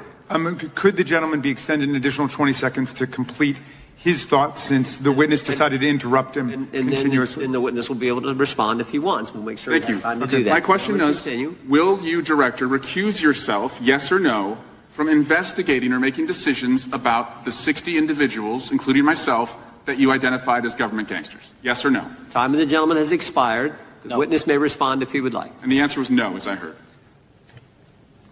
Correct. Okay. The gentleman from Wisconsin, the gentleman yields back. The gentleman from Wisconsin is recognized for 5 minutes. Thank you, Chairman. Thank you, Director Patel, for being here today.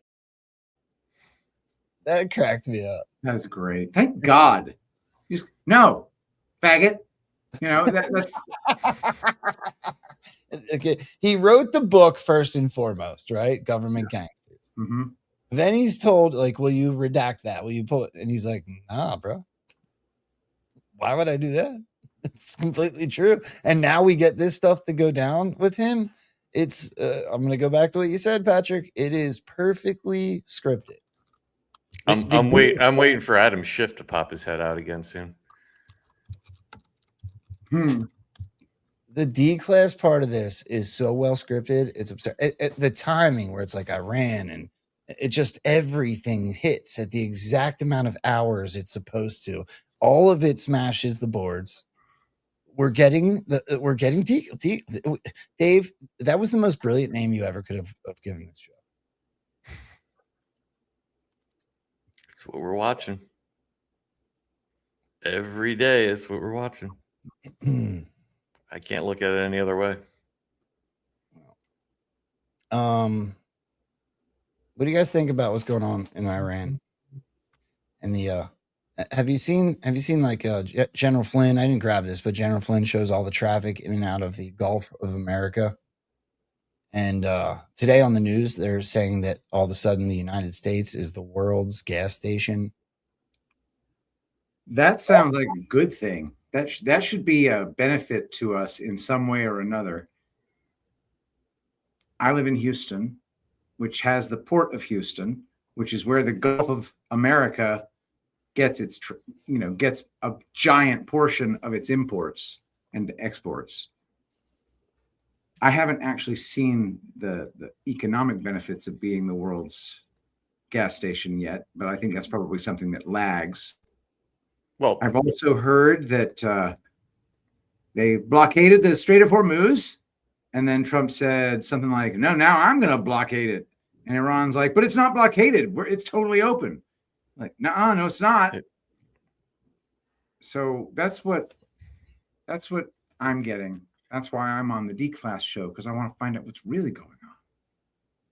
Well, go ahead, Dave.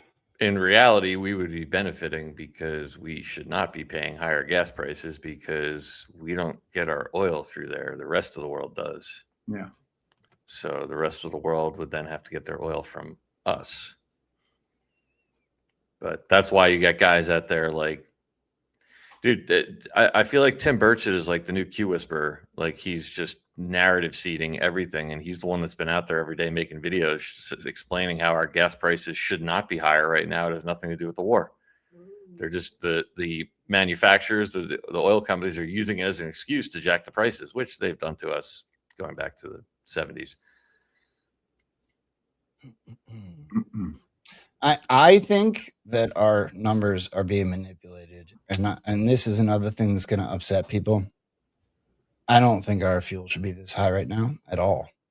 I think it's happening so at the culmination of this presentation that we're being given with the Strait of Hormuz in Iran. When they drop like crazy, he's going to look like a hero. We're getting all of the major things smashing at once, right? Crimes against children will unite all humanity. Well, what did we just go through?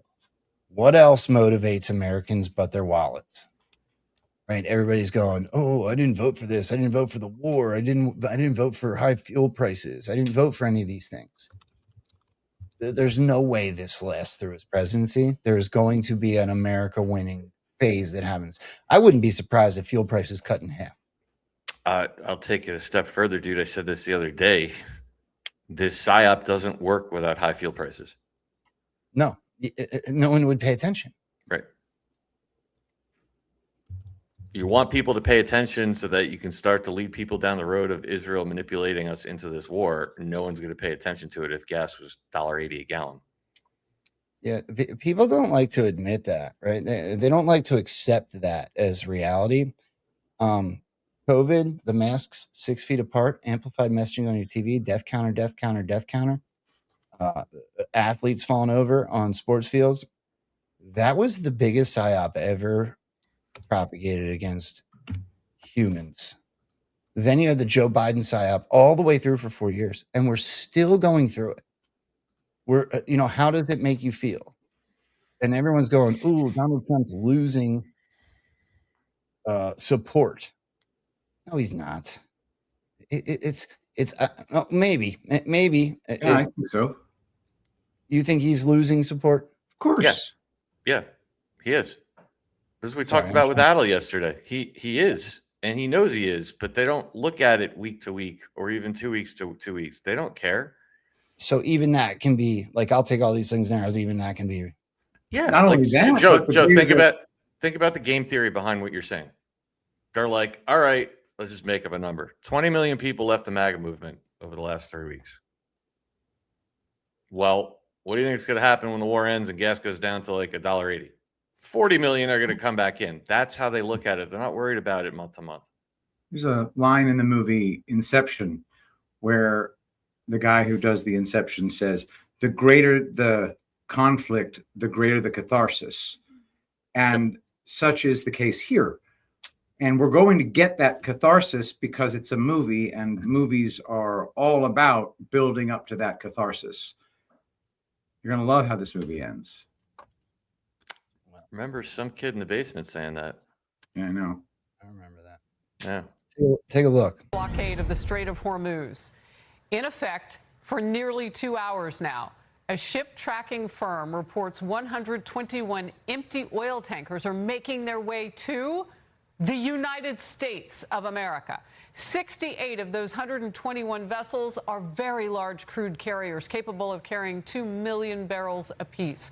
President Trump has urged countries squeezed by Iran's disruption of the Strait of Hormuz to turn to American energy supplies instead. Well, it would appear perhaps they are obliging him. They are listening to Trump. The president told Fox, quote, China can send their ships to the U.S., China can send their ships to Venezuela, while also saying that empty oil-carrying ships from many nations are all headed to the U.S. to load up. That from the president of the United States. A lot to follow today. Do you know why I said, no, he's not? Okay. What's the other option? What I'm looking at is a bunch of uncomfortable Americans that are going, damn it, we're not winning fast enough. And so I don't love Trump like I did 6 months ago or a year ago or when he took office. But Okay. so when you jump ship, who are you voting for? It's not about that. Yeah. There's no question that you make a great point there. However, we are definitely seeing a bunch of people saying, okay, I'm no longer on the 5D chess train. That's happening. Well, I also think Or you have a it's lot not. of normies. Or it's I not. think you have a lot of normies saying I am not happy with the actions the president are taking right now. Yeah, And I'm also not happy with the actions they're not taking, like arresting people for Epstein. And I'm okay with all that. But So am I. I still go back to the drop where it says even that can be corrected. Right. Well, so there is no other, there is no better option. And so what we're getting is an uncomfortable feeling. How does it make you feel? Right? Nobody likes this part. Okay, cool. You don't like it. Well, that right there should tell you that something's happening that most people aren't aware of. They're just going to the fuel pumps. They're not watching this stuff. Hey, this sucks. $5 a gallon is horrible. I'm not happy. I'm uncomfortable. Iran, that's a war I didn't want to be in. Well, nobody's looking at it like, okay, now we're uncomfortable. So now we have to look at it. If that wasn't happening, nobody would be paying attention at all. If it was $3 a gallon, nobody would be paying attention. They just think it was par for the course. Yep, exactly right. Here's Trump talking about Iran's death sentence. The Iranian oil blockade is probably the knockout punch. The Iranians are trying to outlast us. The longer the war goes on, the longer their regime can hold off a revolution. But their economy is experiencing a crippling depression. This blockade's costing the regime almost $400 million a day. That's $13 billion a month. Plus, the Iranians can only store oil for about 2 weeks before they have to start shutting off wells. The Iranians can't outlast us. The world's turning to us for energy. Over 120 empty oil tankers are on their way to the Gulf of America. Many ships are heading to our country right now as we speak to load up with the best. Really, I guess you could say, somebody said the best and sweetest. I don't know exactly what sweet is, but when it relates to oil, it's a good thing. But they're coming to our country right now. There are many boats coming to our country. Iranian steel and petrochemical industries have been wiped out. Without oil revenue, all they can sell are pistachios to Pakistanis. It could get worse. The president's still weighing limited airstrikes, saying a number of additional targets are very easy to hit. The Iranians are losing their cards here. And Vance, who just spent 20 hours negotiating with them, says that we're in the driver's seat. I saw your face, Patrick. I looked it up. Sweet oil means... I know exactly what it is. I live in Houston. Yes. Okay. It refers to a very, well, it's sweet crude. It's a specific type of refinement. It's an easier refinement. Correct. And it's more desirable. Remember when he said before, it was like I'm just saying, there's no way he doesn't know what it means. Yeah, he knows. He knows. He was saying it before. He was talking about how it was mud prior. Yeah. 6 months ago, he was talking about the mud. Now he's talking about sweet. I don't know what that means, but except for that, it's the best. Yeah. I don't know what it means. Didn't you know that I'm really dumb? Yes. Look, Sure, keep thinking I'm dumb. if we're gonna talk about all of a sudden, and I'm seeing the chat, I get it, guys. We're uncomfortable. I'm with you. I don't like putting that fuel. Thank goodness I work from home. I don't have to put. It's one thing I'm blessed with. I don't have to put as much gas in my car. I get it. It sucks.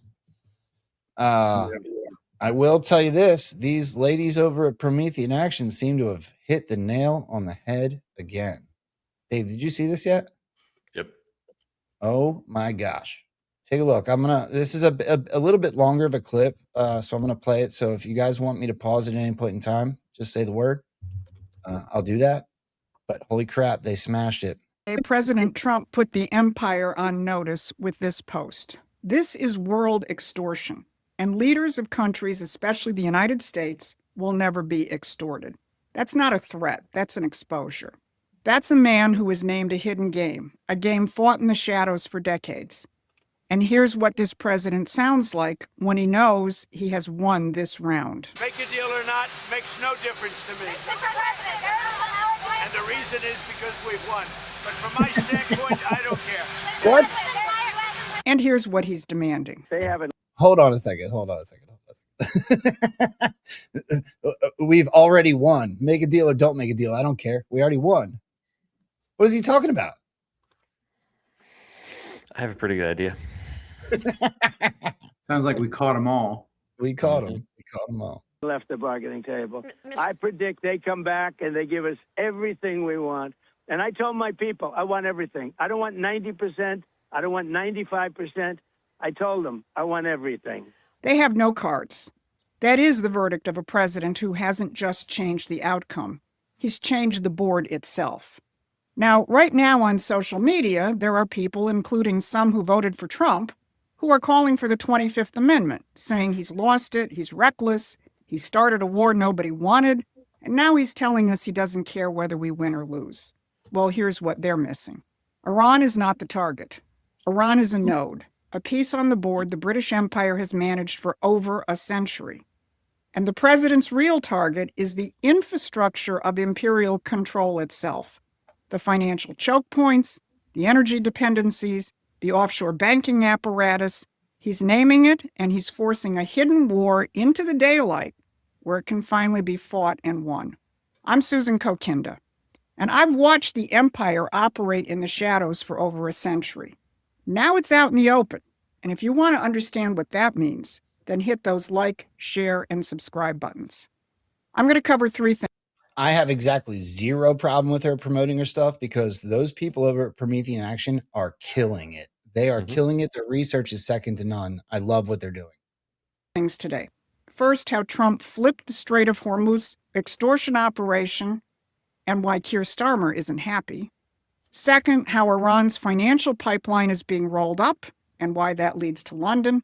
And third, why Britain's own military chief just confessed that the empire has no war plan. So for over a century, the Strait of Hormuz has been the empire's ultimate leverage point. Whoever controls it controls who prospers and who doesn't.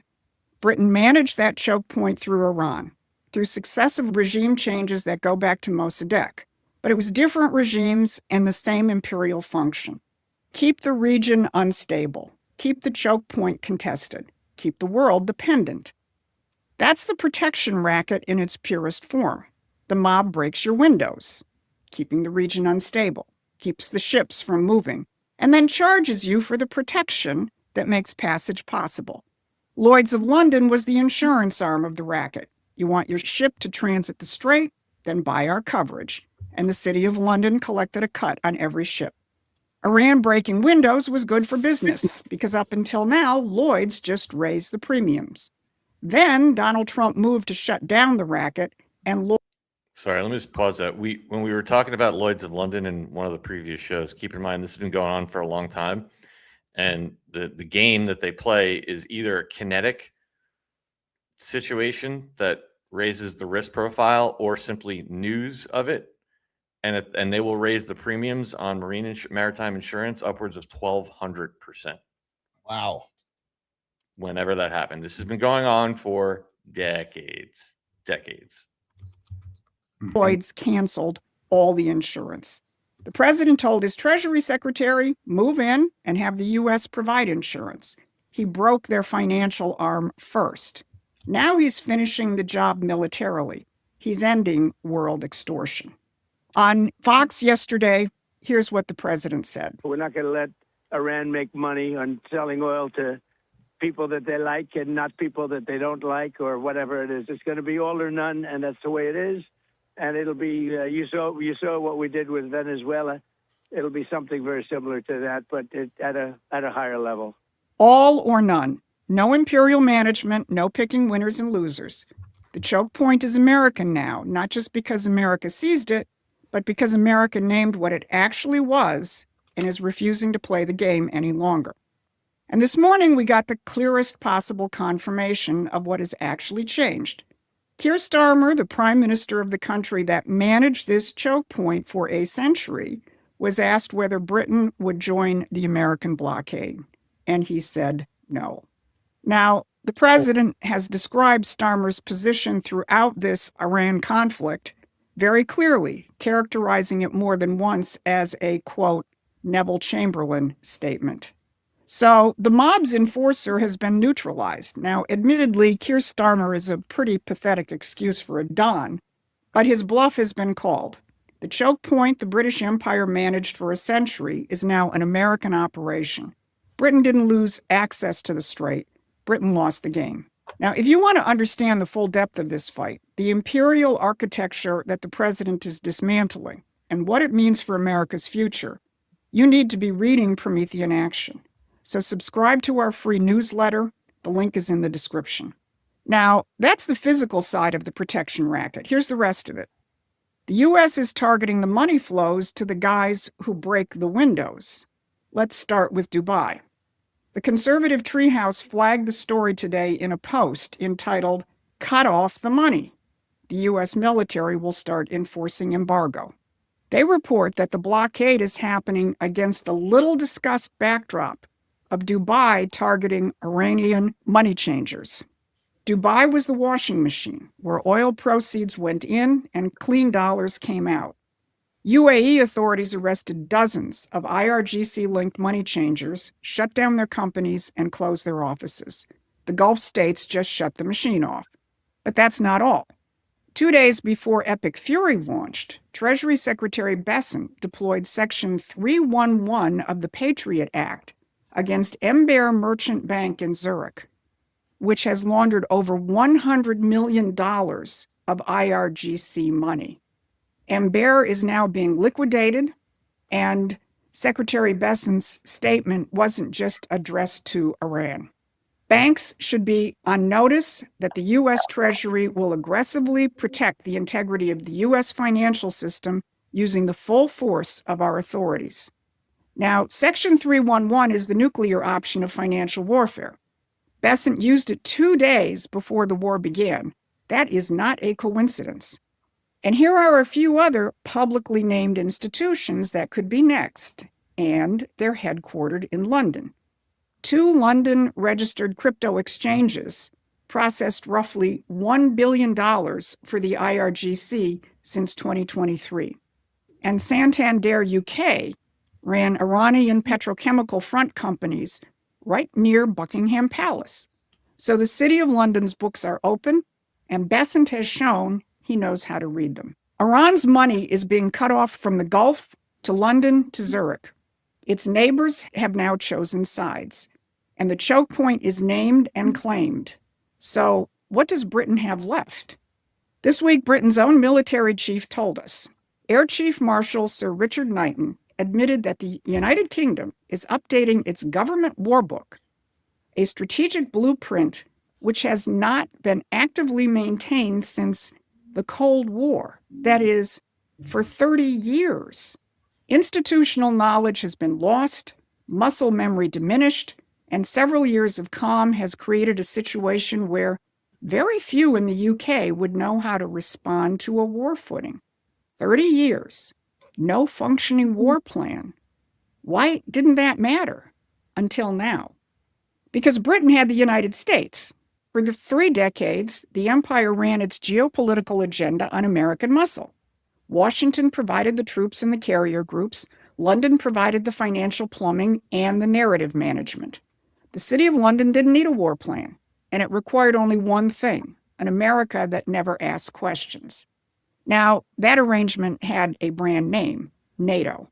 Britain has been the key architect of NATO's political direction since its founding, shaping its missions and its mandate and pointing American power where the empire needed it, like Iraq, Libya, Syria, Afghanistan.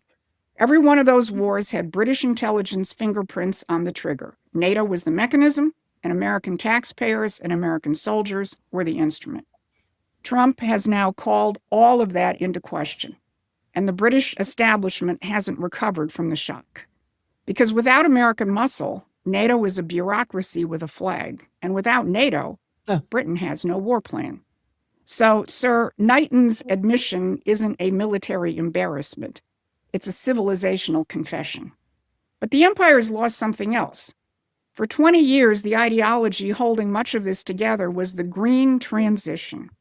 That energy dependency didn't matter because renewables were coming. And then the Iran war blew that apart.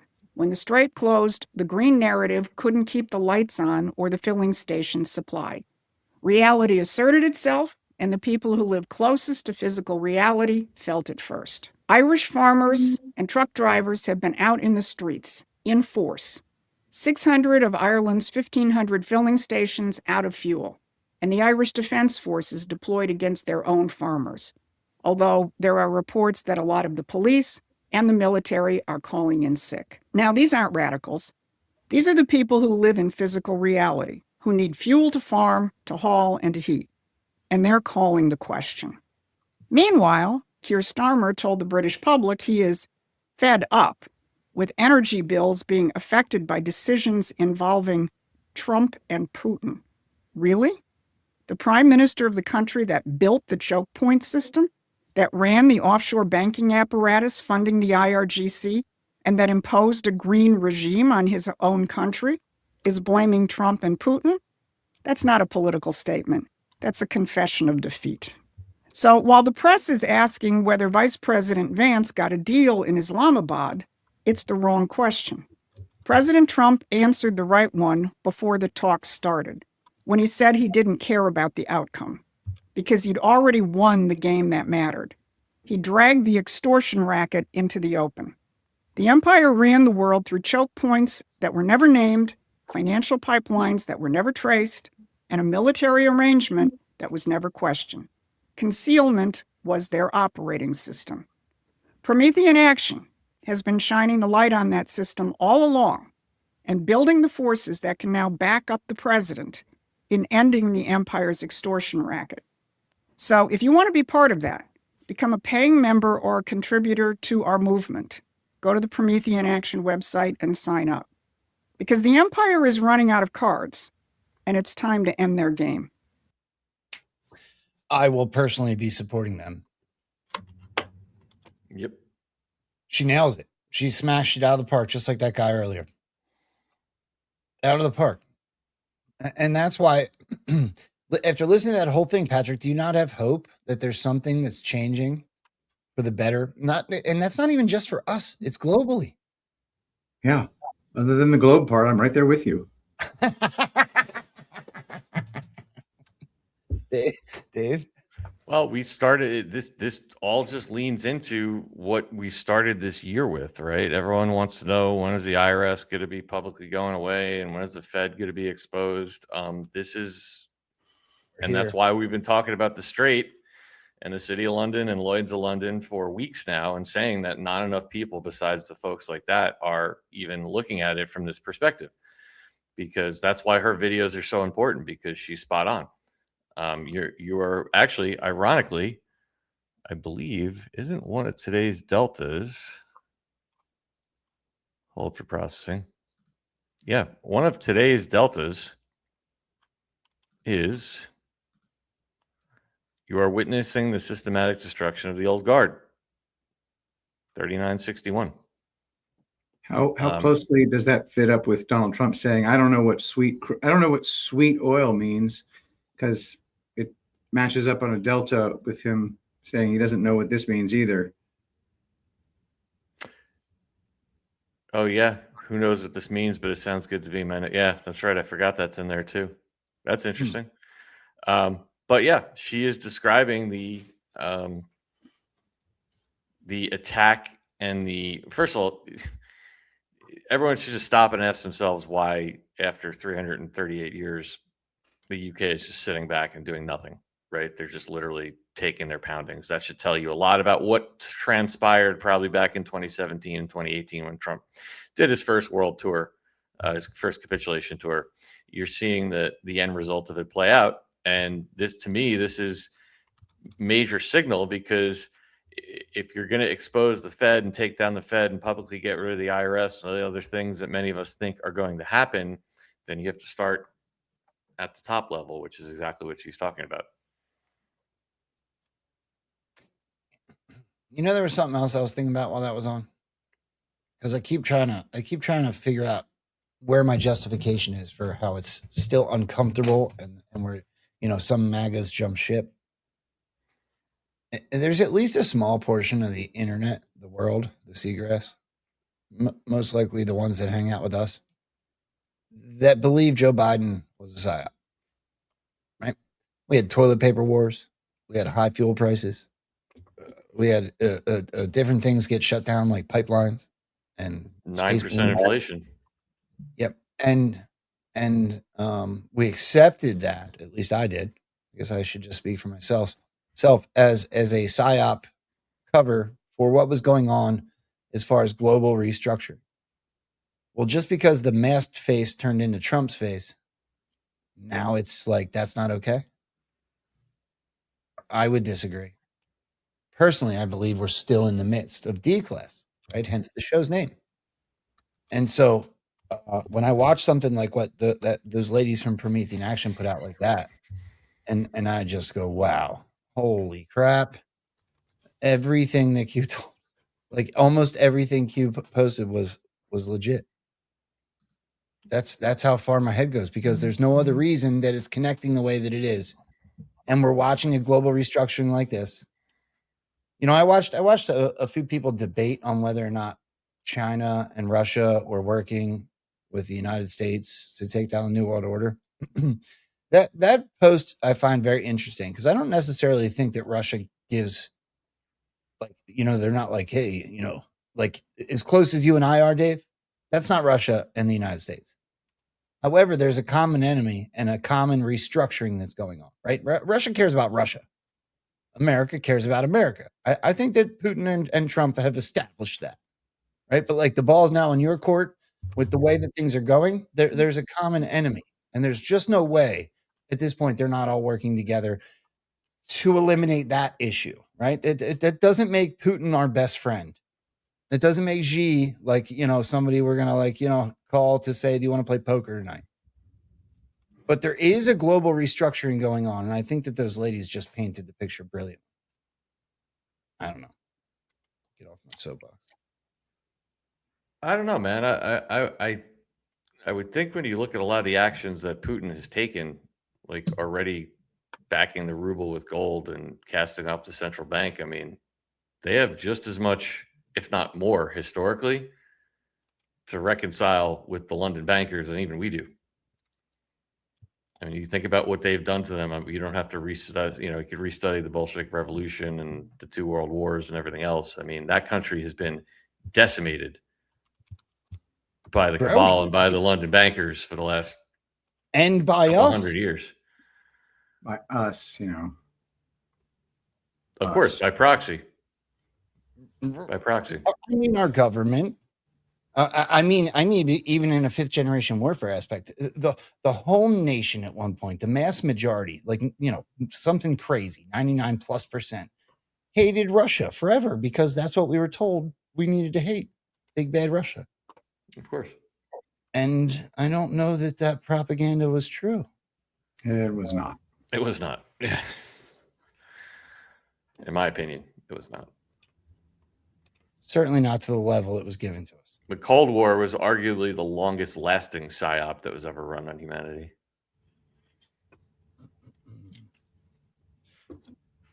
Well, what about heliocentrism?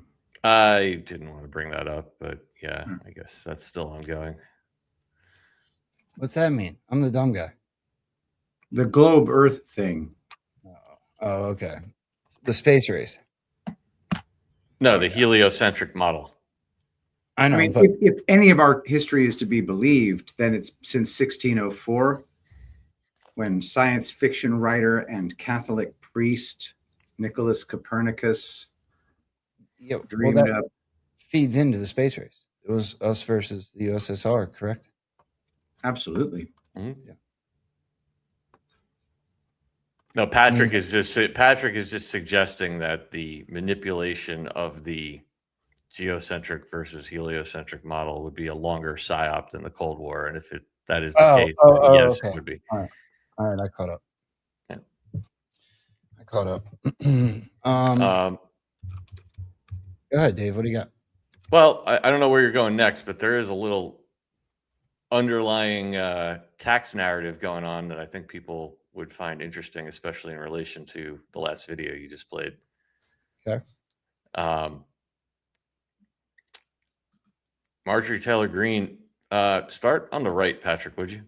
Certainly.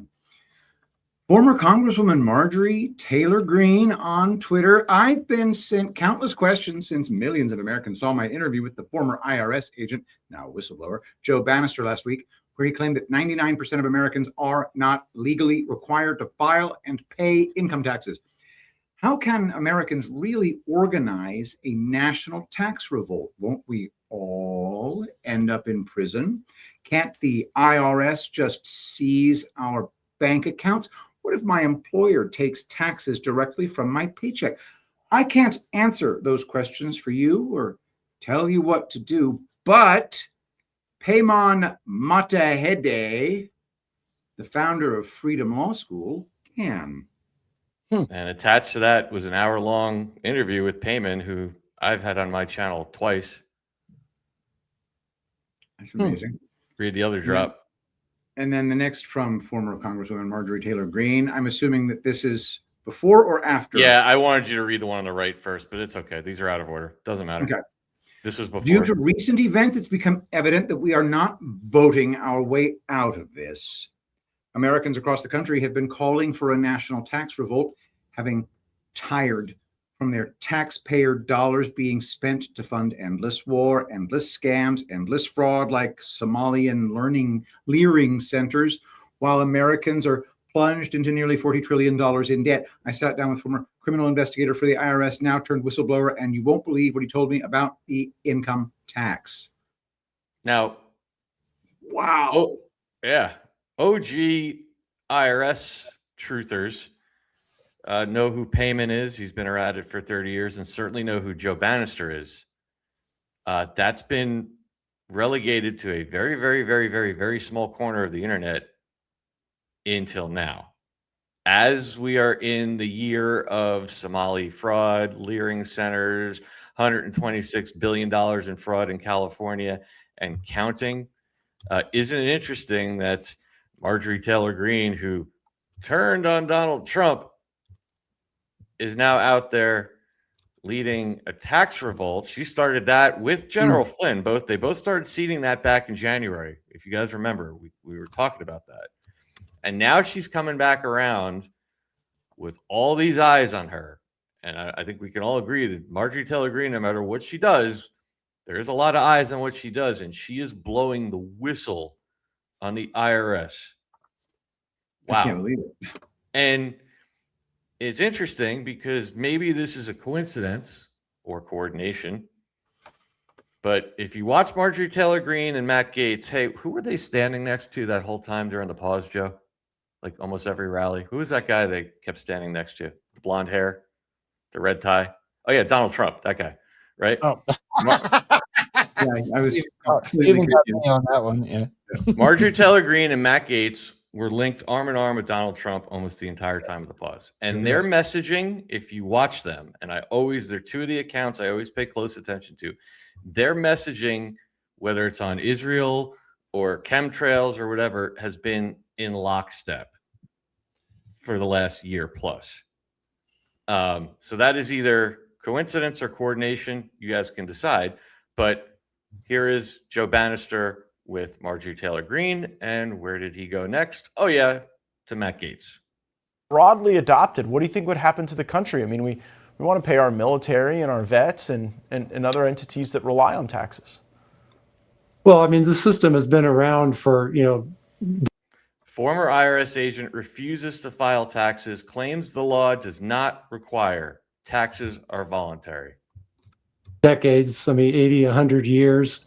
But, the Constitution was designed to operate just fine without an income tax. And we didn't even have one until 1913. So the country was able to survive from 1776 to 1913. There was a brief period where an income tax was attempted in the late 1800s, but the Supreme Court ruled that it was unconstitutional. And so this country's done plenty well, and for plenty a long time, without an income tax, we can do it again. Obviously, I'm just for time purposes, I'm playing a short clip, but he did the same thing on both the hour-long podcast with Marjorie Taylor Greene and with Matt Gaetz. Maybe I'll cut it up later this week if I have time. And now you have Joe Bannister, like I said, who is relegated to very, very, very small corners of the truth community with big names. As we are in the year of exposing fraud, making the rounds, and now we are seemingly starting to maybe normalize the conversation of you don't got to pay your taxes or file your taxes, I should say. And honestly, I was having a conversation with our friend from down in Palm Beach County, not from Mar-a-Lago, but the gentleman you guys know from Mar-a-Lago, about this exact conversation. I was saying we have no way of quantifying this right now, but if I had to just strictly use my gut, I bet the number of people over the last year and a half that are simply saying, F it, I'm not filing, is staggering. I have absolutely nothing to back that up with, but that's just my gut. And it's going to keep getting bigger with stuff like this being circulated. And people are going to do it oh so very quietly. Right. Because that no one wants to. I've the number of people that I've run into, the conversation always starts like this. Hey, you ever heard this thing like that? It's actually unconstitutional and they didn't pass the amendment the proper way. And even if you read the law, it says that, you only have to pay if you work in DC or you're a government employee. And you're like, yeah, that's interesting. And then I usually turn and say, yeah, I know tons of people that don't file their taxes. And they go, well, actually, that's what I was going to get at. Like, I actually stopped last year. Like, they're all afraid to talk about it because they're afraid they're going to like jinx themselves into getting audited or something. There's been an underlying narrative from the day Donald Trump took office. By we, I mean CNN, wanted to see his taxes. Everything since, there's been that narrative that's weaved into everything he's ever talked about as far as taxes, even to this day. The McDonald's, the DoorDash chick came up and it was all about no taxes on tips. It's gone throughout this whole thing about United States taxes, income tax, tax on tips, Social Security, et cetera, et cetera. This narrative has been underlying the whole time. Sorry, Dave, I didn't mean to cut you off. If you were... No, it is. And I think look, and by the way, what is a week from tomorrow? Oh yeah, tax day. And look what's popping up right now. No coincidence. Fraud, tax revolt. I absolutely coordinated psyop in my opinion. I think that, like I said, I was super excited over the weekend to see these dudes popping up on feeds like Matt Gaetz and MTG, because that's going to get a lot of people thinking and digging. Do you have anything else you want to show? We should talk about Tulsi. All right, hold Tulsi. Let me show this, and then you do that, and we can finalize with that. So I want to throw this in because I got two things here I want to show real quick, and I'll be done. It touches on that taxes stuff. So I'm coming full circle from where we started. What was the activation word that Elon Musk put in that weird video where the O in Patriot turned into a Q? Ronald McDonald. Ronald McDonald, right? Yeah. Watch these two videos, okay? One's the raw footage and one's what the White House put up. So not only does it touch on the taxes thing, I think it also touches on it being a presentation, a show to get us to a certain point. Take a look at here's the raw one.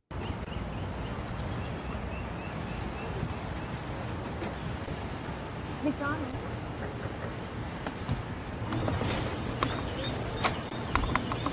Nice to see you. Nice to meet you. I have your DoorDash order for you, Mr. President. That's very nice. Look at this. This doesn't look staged, does it? They're all your favorites. That's good. These are good. DoorDash is doing a good job. So, the reason for this is the fact that I heard you picked up an extra $11,000 that you didn't get because the tax bill was so big.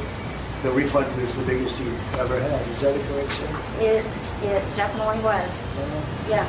I saved over $11,000 by not having to claim. Was that surprising to you? It was very surprising. Very A surprising. great big beautiful bill.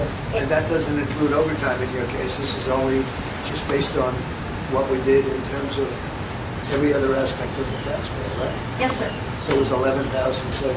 Yes, sir. Isn't that incredible? And that's what it is. The tax cut, it's really, we call it the great big beautiful bill. We should call it the great big beautiful tax cut bill because it's tremendous amounts of money. And that's overtime. That's also on Social Security, as you know. Yes. And it's pretty amazing. Yes, it is. And you're really nice. Would you like to do a little news conference with me with these people? These are not the nicest people. They're not nice like you. You know that, right? I'll do whatever you ask me to do, sir. So there's no tax on tips or something. She saved 11,007. Come on. She saved 11,007, and he said this doesn't look staged at all. Right? 117. Right. That's the raw version. Here's the White House's page version of that.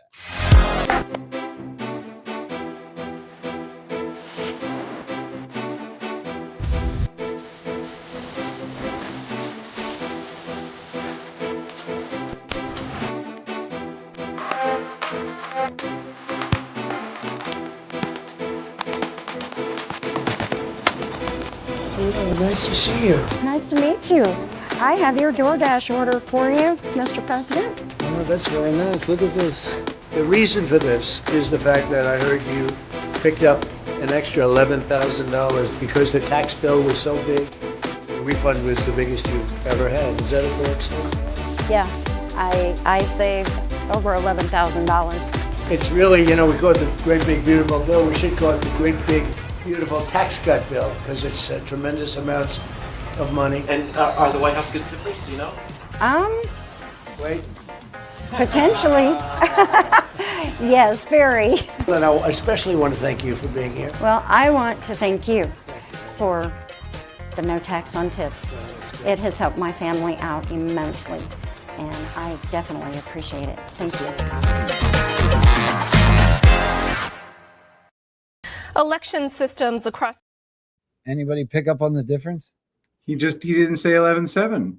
He didn't say 11.7. He didn't say this doesn't look staged. They put music behind it. They made it a production. You're watching a movie.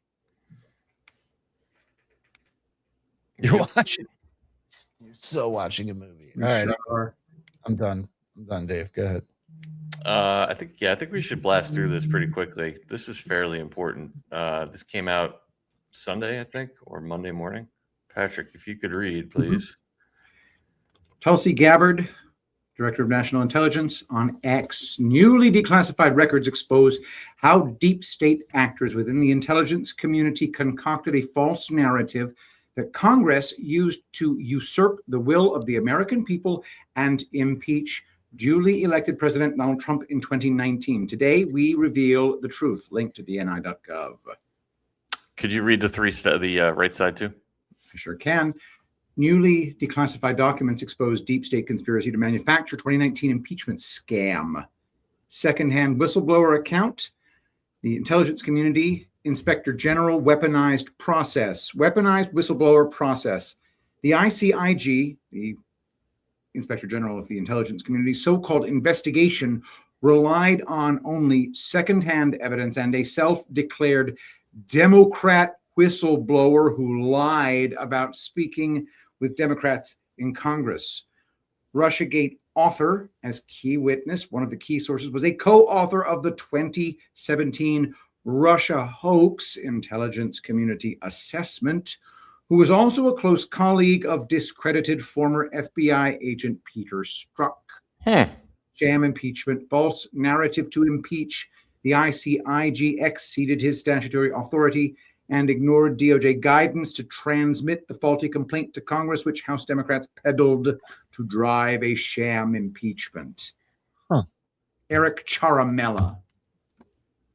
Interesting. I took the DNI's report and I ran it through ChatGPT to get a summary and also the potential crimes that were committed here. So why don't we go through that, Patrick, if you could. Indeed. Okay. Director of National Intelligence, DNI, Tulsi Gabbard announced the release of previously unseen documents that she says show a coordinated effort within parts of the U.S. intelligence community to create a narrative that contributed to the 2019 impeachment of President Donald Trump. Key allegations in the release: the intelligence community inspector general Michael Atkinson is accused of not following standard procedures during the initial review of Trump's July 2019 call with Ukraine's president.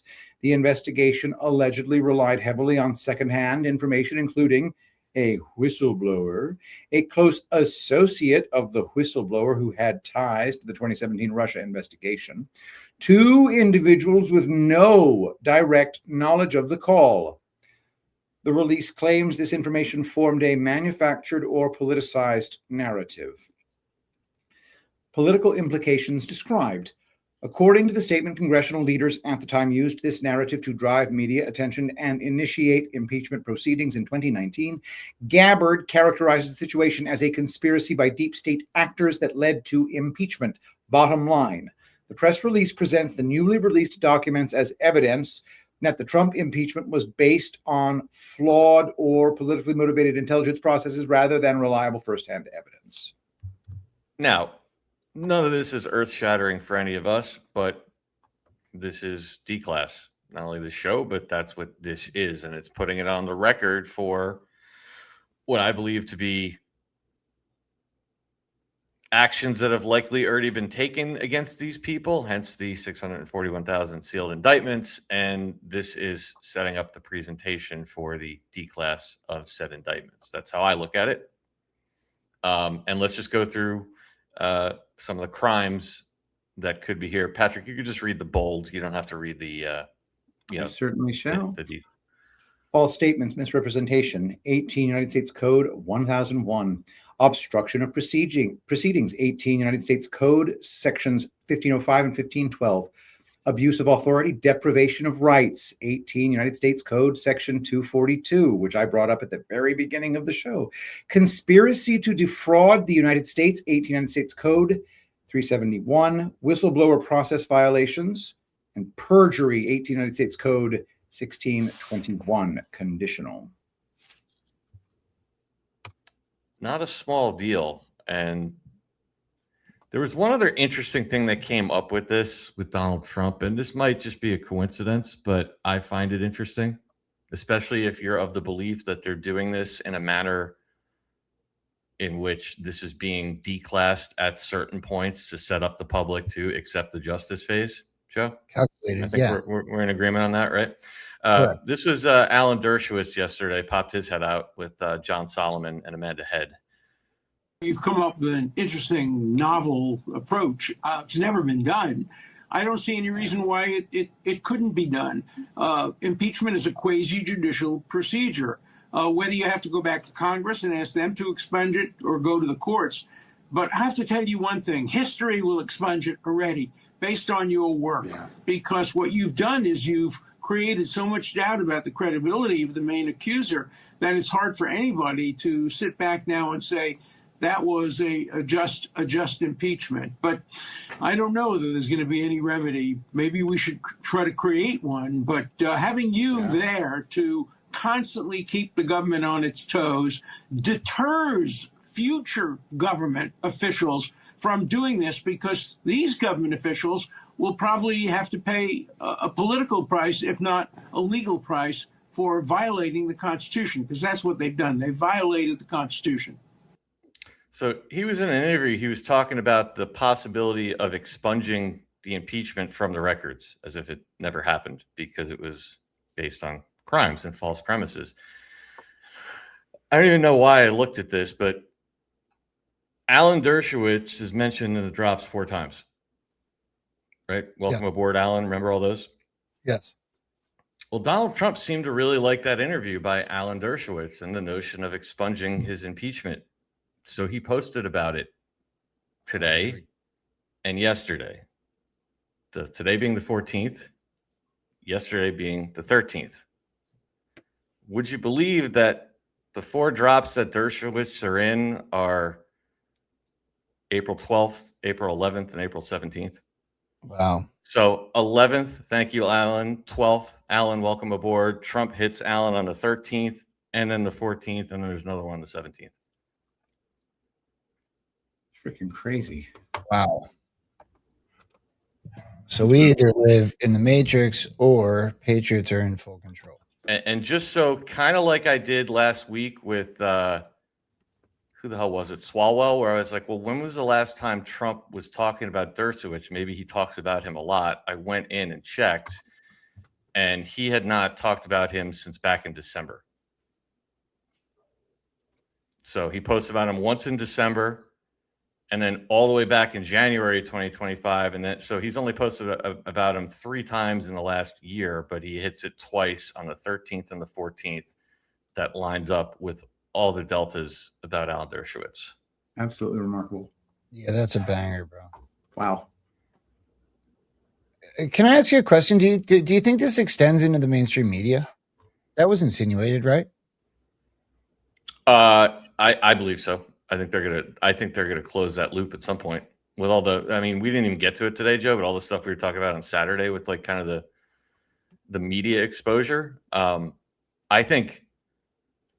Well, without diving into it, we pretty much know, but yeah, every one of these things, COVID, the election fraud, Russiagate, the impeachments, I think every one of these is gonna show collusion with the media. I think that's why Trump has been out there talking about CNN and the Wall Street Journal colluding with Iran, saying it's treason. CNN, there's a crime that maybe that needs to be investigated and they're looking into. So I think all of this is connected. And he banged off as something a little interesting yesterday. It might be a coincidence, but he was talking about our powerful case against the Wall Street Journal and other defendants was asked to be refiled by the judge. It's not a termination, it's a suggested refiling, and we will be, as per the order, refiling an updated lawsuit on or before April 27th. So here we're talking about lawsuits and the media, and that 1232 timestamp is an exact timestamp match for 4686, which says equal justice under the law as written,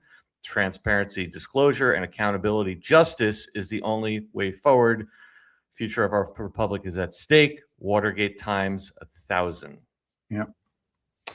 Well, okay, so here's why I asked. Can you take that down real quick? I know I said I was done. This is only 27 seconds, then we'll get out of here. I mean, licenses aren't sacred cows, and there's certainly conduct that broadcasters can engage in, and maybe they have, that will result in them losing their licenses. So if they're not operating in the public interest, if they're running news distortions or broadcast hoax, we'll take a look at it on a case-by-case basis. But some people think that as a broadcaster, they can do anything, engage in any conduct, and never have any consequences from the FCC. Maybe that was the case for 20 years or so, but I think we're going to be clear here as these licenses potentially come up that that's not.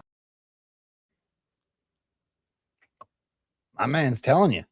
That's an Freaking FCC chair. revoke their licenses. Yep. Holy crap. Yep. Keep your eyes on the media narrative. Keep your eyes on listen to the words and the rhetoric that's being escalated, because it certainly is. It's they keep turning up the volume. Mm-hmm. I like it. I like it. Somebody in the chat asked with that analysis we did, if those charges, potential charges from that impeachment would include treason. I think so. But again, that's analyzing that in a vacuum. Ultimately, when they put this together, remember, this is one grand conspiracy. So it is all going to connect to. That's why Solomon keeps calling it the grand conspiracy. She's declassing this kind of one event at a time. But the reason Solomon, in my opinion, calls it the grand conspiracy is because it's going to be done as a RICO case, and all their actions will connect to include treason, in my opinion. I agree with you. I actually completely agree with you wholeheartedly. All right, Patrick, we're 2.5 hours in, buddy. Before we do thank yous, I would love to get your final thoughts. Tell everybody what you got going on, and let you get out of here so we can show our gratitude. Yep. Just a reminder, everybody, we're doing an extra 10% off in the amazing Tulip Soothe Balm and the Castor Soothe. Tulipblooms.shop, promo code Rambo. That's going to run through Thursday at midnight, so get it while you can. It's an extra 10% off, and then promo code Rambo, it's another 10%. I am doing a new show with BB McGuire on Fridays, and it is going to be about the Doses of Deception podcast's summary of events. We're going to keep it to 1 hour right after Guard Your Mind and Protect Your Emotions. So check that out. Me and BB will be going live right after the Friday Rambo show, and we'll be talking about medical misinformation, general poisoning, and how to weed through all the deception. So it's a show that we're excited to bring to you. So check that out as well. Follow me on Rumble at pgunnels. Follow me on Twitter, pgunnels1. I love you all, and I'll see you next time. See you, brother. Take care. Bye, guys. Thank you, bro. Before I give it to Dave to do thank yous on Pilled, I want to encourage everybody to hit whatever positive affirmation button you got on whatever screen's in front of you. Rumble, it's a thumbs up. If you're watching on Pilled, hit the red pill. If you're watching on X or Facebook, hit the heart, drop a comment, share the show. Thank you guys for doing so. It's why we're growing tremendously. It is because of you guys. So thank you for that, Dave. Amen, brother. Let me start over here on Pill, just a couple over here. Matrix Codebreaker, good to see you, brother. Gift of the Can, Boom Time, let's go. Thank you, friend. And No Thanks, Joe, gift of the cookie, and says, you guys never stop delivering new things on every show, and I can only thank you and push that red pill and thumbs up on everything and share on everything. Please stay safe. Please. Thank you, brother. Appreciate that. That means a lot. Go ahead, Joe. I'm going to go ahead and release the scratching over here. My man. Matrix Codebreaker came with a Can Boom Time. Let's go, my man. Moon Baby 0437 with a cookie. What up, family? Thank you. What up, family? Back at you. Ghost Rider with a fleet. Oh my goodness. Ghost Rider. It's good to see you. Ghost Rider and I have been talking on text messages in the morning sometimes. It's really good to see him. Ghost Rider's an OG, bro. He was following me back when I was Brainstorm and hanging out in the shows. It's so great to see people that have been hanging out with us so long, bro. So thank you very much. He said, make it super. Love you, bro. Love you too, bro. It's me, Jen Hall with the Can. Thank you. Also, somebody's been around for a very long time. Just Lucy gifted a cookie. Lucy, Losie. That's Lucy, is it not? Old Salty Dog with the Can. Thank you very much. Jax212 with a cookie. I'm sorry. I don't believe these people anymore. And that may have been the reason we have been flooded with all of this beforehand. So we would have to, all of these questions, to taint a jury pool, so to speak. Yeah, I don't think that your thought process is off. Pete Quest with a cookie, Up in Smoke with a cookie, and No Thanks, Joe with a cookie. Thank you, Joe. You guys are the best. God bless. Be safe. Thank you guys all over on Pilled. I'll release the scratching while Dave does Rumble. Joe, actually, real quick, before I do that, I forgot one other thing I want to talk about. If you guys are in the New York area not this weekend, but the following weekend, April 25th and 26th, Patrick, Joe, and myself, amongst others, will be speaking and participating at the Awakening Summit, which is going to take place on Long Island in Lynbrook, New York. Again, April 25th and 26th. You can see some of the speakers here. Let me pull this up. It's being organized by Stu's News and Elisa V of the Patriots Across the Pond podcast. Derek Johnson will be there, Jan Halper-Hayes, Patrick, Kerry Cassidy, Joe and Scott from TrueStream. Whole great lineup of people. Matt Geiger will be there, Mark Abrahams, and I think Joe and I are down here somewhere. Yeah, there we are. Louis Herms. So it should be a good time. 2 days, and there are tickets still available if you guys are interested in learning about that.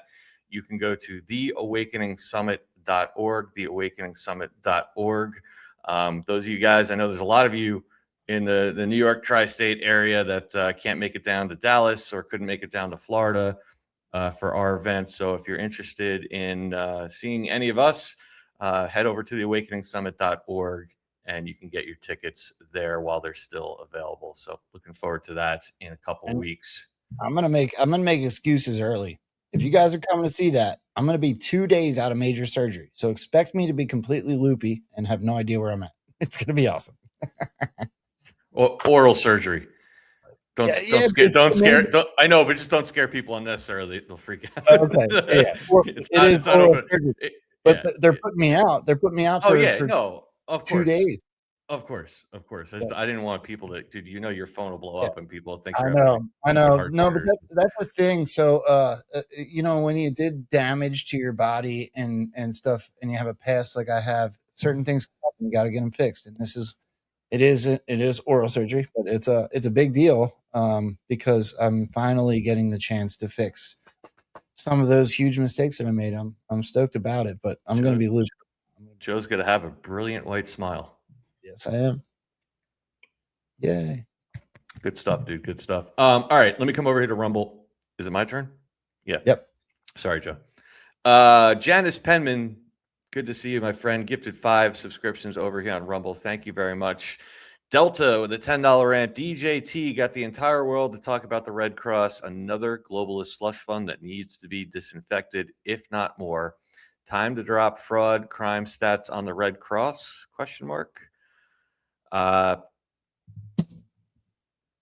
I wouldn't be surprised. Like I said, there's been a lot of seeding. There was a couple of hits on Haiti, which I kind of wish I had ready for this show, but we're keeping an eye on that. I think there's more than a little bit going on that front right now. To me, Joe, I think with all the HRC and Eagle comms and everything we've gotten and all the stuff happening with Epstein, I wouldn't be shocked to see some Haiti stuff coming into the cycle. I agree with you. Sorry, somebody asked if it was a penis reduction. You didn't have to read that. It was so funny though. Coville with a $1 rant. I think that's right outside of Fort Snelling, where I drill monthly. They started in January and they're still protesting out there. They have to be paid. That was talking about Minneapolis. Gotcha. And Coville, again, $1 rant. I grew up inner city, St. Paul, Minneapolis, and was in plenty of fistfights. I'm with Joe. If you put hands on someone else, it's game on, even if you're outnumbered. Yep. Fair point. Janice Penman, again, $10 rant. The chaos is bittersweet. We don't want all this political disarray, but because if you know, we can sleep peacefully knowing that we can trust the plan. Well said, Janice. I'm with you on that one. Coville, $1 rant. I'm not convinced that the gals at Promethean Action aren't AI. I've seen eyes glitch and haven't seen anything live with a real person in tandem. Critical Awakening info either way. They produce, right? So they're not doing it live. So if you've ever noticed, every once in a blue moon, Dave and I do a show that's recorded because we have an event or a family thing that's going on, whatever it might be. When you see it go from one screen to the next real quickly, it's not AI necessarily, it's production. They're cutting and cutting. Yeah.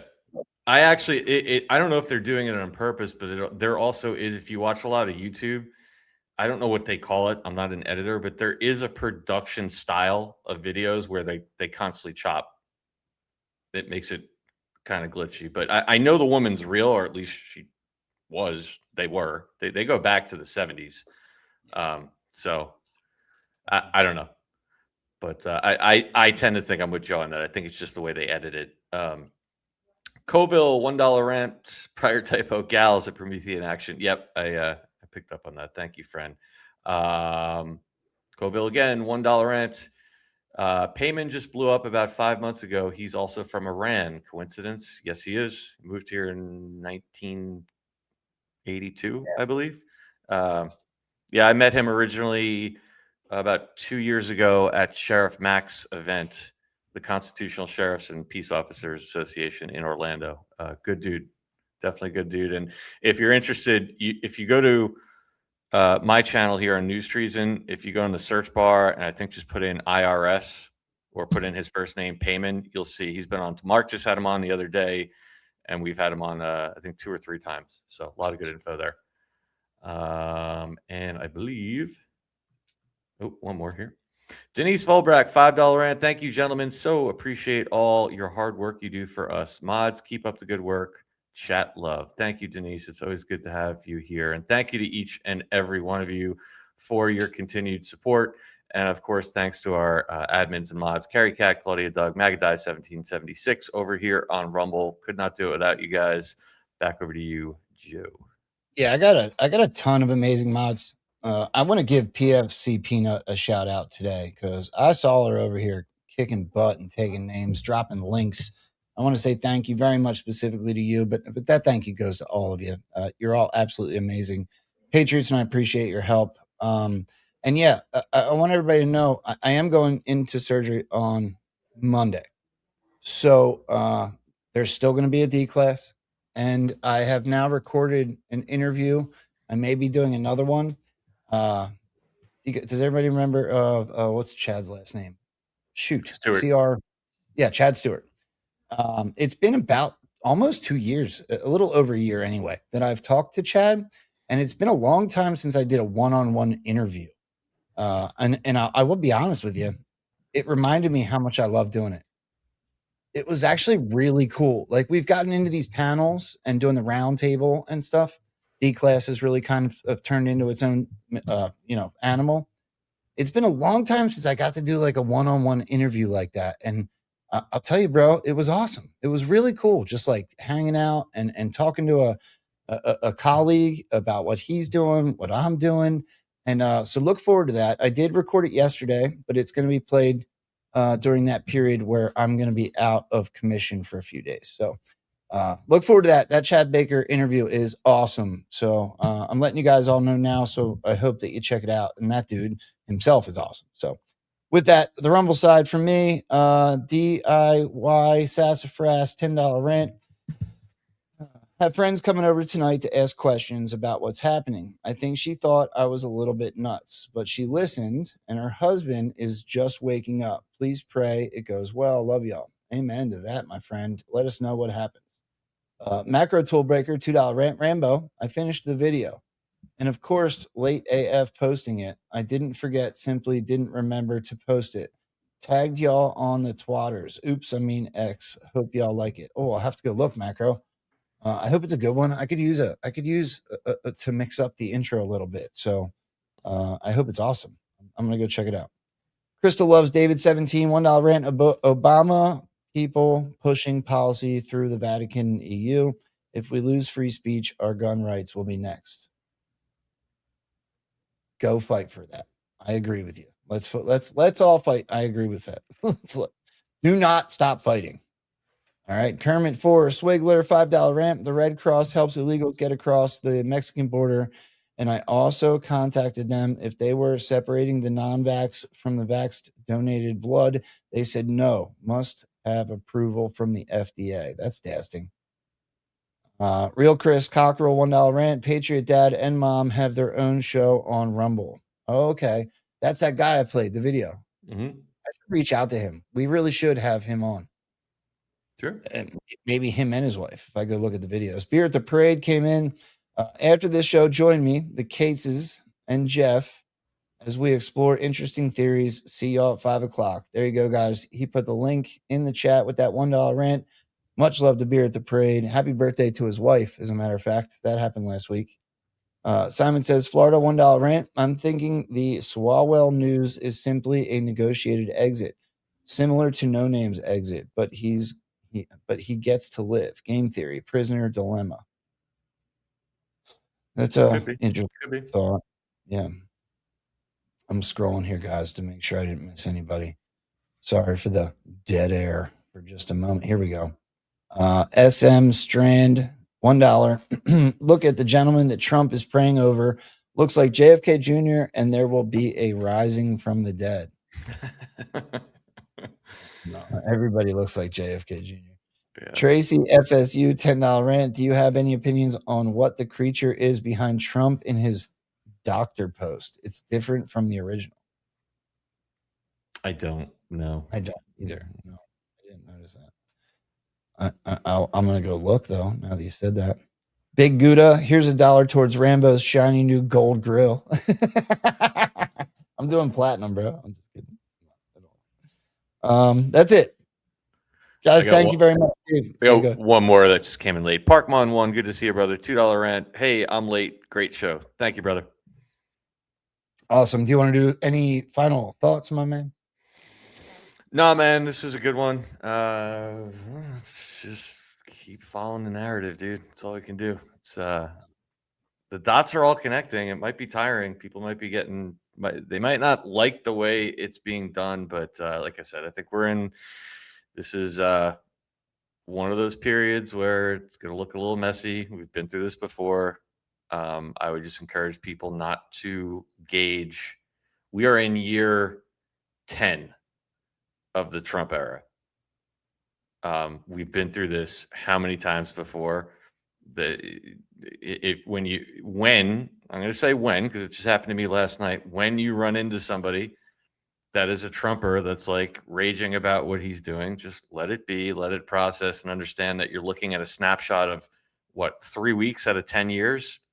It's a blip on the radar. That's all I got. And I'll have, what's today? Tuesday. Tomorrow night, I'll have Mike King on at 8 p.m. in his regular spot. We will be revealing the winner of our Mike King's books contest. One person is going to win all 35 of Mike's books, his entire library in hard copy format. So looking forward to that. And Joe, thanks as always for steering the ship today, brother. My man, thank you for being here. Can't wait till it's Saturday and you can steer. With that, I'll see you guys all tomorrow. One more big, really cool thing that happened last week. The Skiff, which I do on Thursday, which is a simul stream with America Rising Media, hit 100K. Mind blown. That's never happened on the Skiff. So another big shout out to all you guys out there in the chat for doing so. If you want to check it out this week, it'll be Mickey Coachella, Awakened Outlaw, rather. Mickey Coachella, Awakened Outlaw. Sean Anon shows up about a half hour or an hour in because he does a show prior. And also Adel 412 Productions shows up. So I'll see you guys all tomorrow at 2 o'clock for that. And with that, I want to say thank you for being here. Much love. Throw your comments up, throw your links up. I always put them on the outro. And with that, we'll see you tomorrow. Much love. Later, guys.